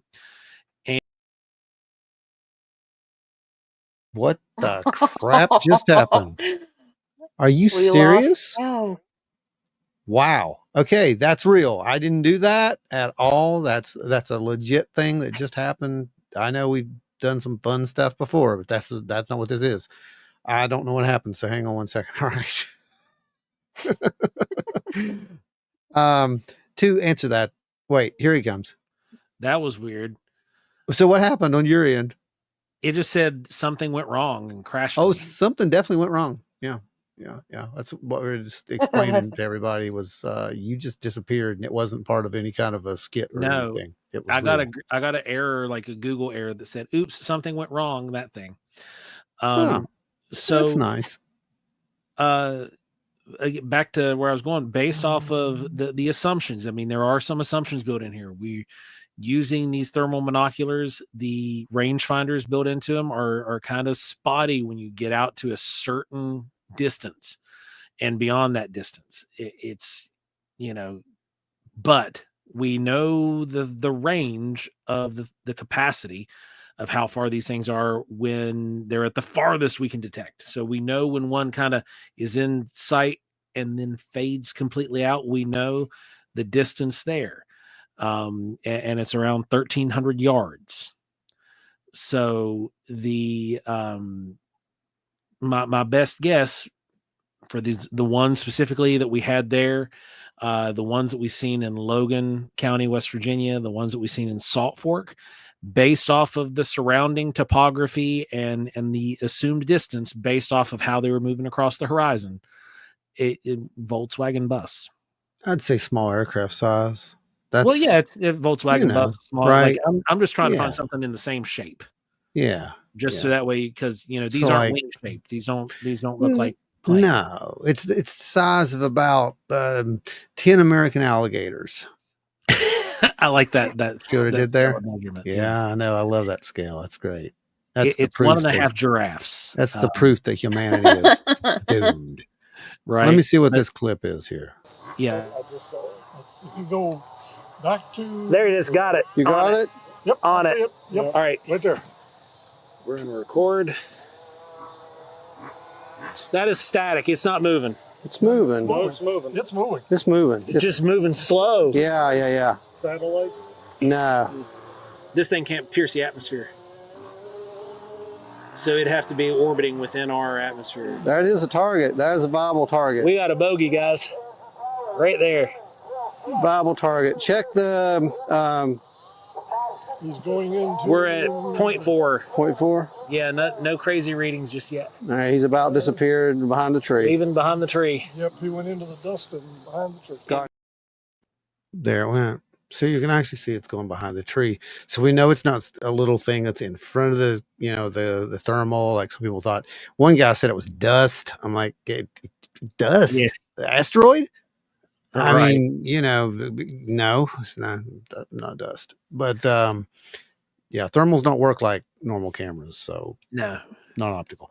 So yeah, I mean, they're pretty good size, I think, whatever they are. And of course we have to remember, Joe, this is right before the whole drone thing went nuts. It was. So, I don't know, but I don't think that's what it is. And if it is, then they're not our drones. That's for sure. Yeah, because we also have footage of actual drones in the air. Yeah. We also, so with our thermals, we've had them for a few years, and we've tried to collect as much data as we can on known objects like aircraft, drones, vehicles, reflections, all as much. Like if we see something cool, we take pictures of it and we record little snippets just to have it on file. So that way we can reference it back later. Yeah. It's always a good thing to have those. And yeah, one day somehow that stuff will be published. I just don't know how yet. So, just future thing that'll happen at some point, because this story's still being told. I mean, it would be kind of silly to say, yeah, this is the data when we don't have all the data, Right.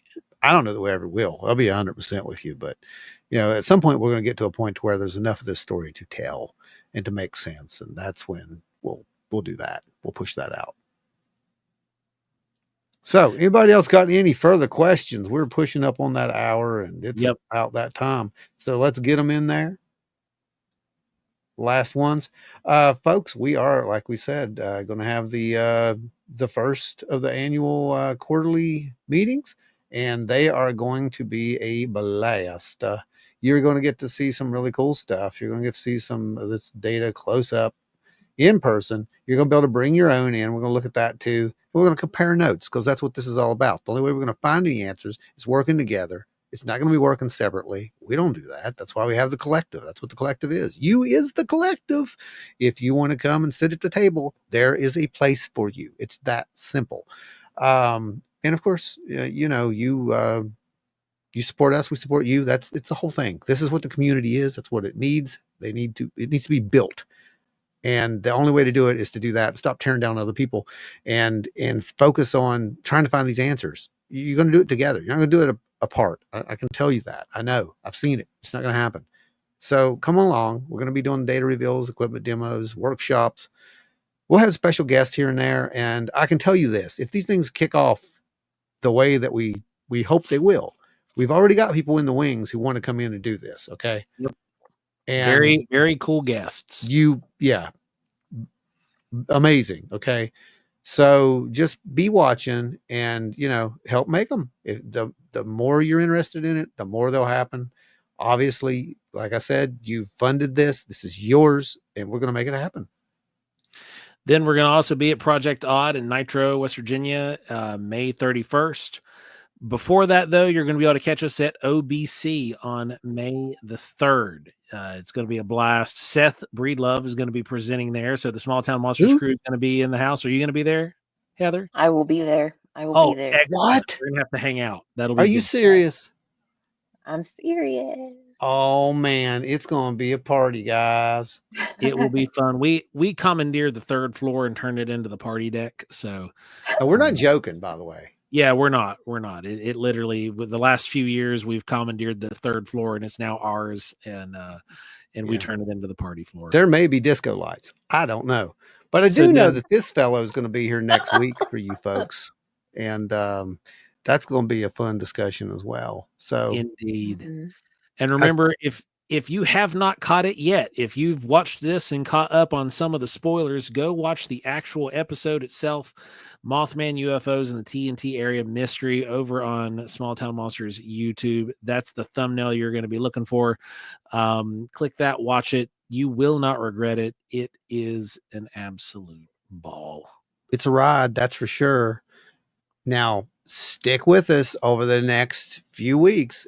And just like always, you're going to get to see little exclusive drops here and there that lead up to what's going to be happening next. And it just gets crazier from here. That's all I can say about that. It gets crazier from here. Hopefully we can get some, someone like Heather out in the field and let her experience this, because we've done that for someone else. And guess what? The cameras were rolling. Indeed. Absolutely. And you will not want to miss that. If you thought that what took place with Roni was cool. And how it happens is even cooler. So, boy, it's another one of those things that makes you say, what is going on? Why is it happening? I'm not to the point now. I'm to the point of where I don't think that at first I'm like, there's coincidences here. But when I'm hearing stories, Heather, we've never shared any of this data together before, not like this. You're saying the same kind of stuff that we're running into in the field. Joe and Jesse doing the same exact kind of stuff, same exact story, same stories are being told all across the board at this point. There's something happening here. And that's my take on it. I would agree with that. Did he say owl? Did he say owl? Yeah, several. He said owl. Well, Heather, if you see owls, please let us know, because that is another thing that happens with this show from time to time. People start talking about owls, they start seeing owls. It's just like that. Interesting.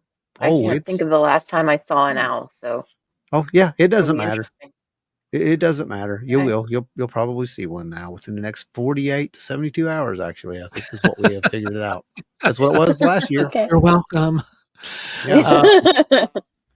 So guys, thank you all for hanging out with us tonight. It's been an absolute blast having Heather here with us. We're gonna have to get you on the show again and let you run the show. We'll let you have a wild. That'd be fun. That'd be fun, wouldn't it, Heather? As far as your stuff goes, plug, please, something that you're going to be doing here, because I know you have. Oh my goodness! Right? Yeah. I mean, the Kickstarter just ended. Huh? The Kickstarter just ended, but yeah, if you were late, we have late backing this year up through April. Oh, nice. 1st. So for up most to what? Up till April 1st. April 1st. Okay, cool. You heard it from the source there, guys. You have till April 1st. If you want to go become a late backer on the Kickstarter, jump on it. Go make it happen, guys. You couldn't be supporting a better group of people who are doing fantastic work, and quite honestly, the best work in the industry. The only problem I have with them is they didn't do the Civil War ghosts. Well, we're going to talk about that next week. We'll get there. Yeah. It's not your fight, Heather. This is between us and somebody else. Indeed. Yeah, I'm out. Yeah. Not me. I mean, if we ever do it, ghosts. So it's right up your alley. So we might pull you along, but just saying. Okay. So all the new folks tonight, thanks for joining us. We are pleased to have you here with us, hanging out. I hope you enjoyed your stay here with us tonight at Wild Word Radio Live. If you have had a story that you would like to share with us, you can contact us at wildandweirdwv.com. Click the Report a Sighting tab, fill out the little questionnaire. We'll be in touch with you shortly. If you just want to share a story, feel free. Get a hold of us at wildandweirdwv@gmail.com. And remember, if you want to tell more of your friends about how to fund this channel and you might not have cell signal or something, just write it down on a paper. You'll never guess what it is. It's at Wild and Weird WV, I think. So it's all the same. It's all branded the same. You can also catch us out on the road. You're going to be able to see us out moving around. Make sure if you're in the area, come hang out with us. On the 31st of March, we're going to be having a party. You definitely don't want to miss it. There's going to be tacos. And again, Heather, thank you for joining us. We really appreciate you coming and spending your evening with us tonight. Thanks for having me. It's been a blast. Absolutely. Yeah. And we want to, extend it again, like I said. And we definitely, I'm not kidding. We want you in the field.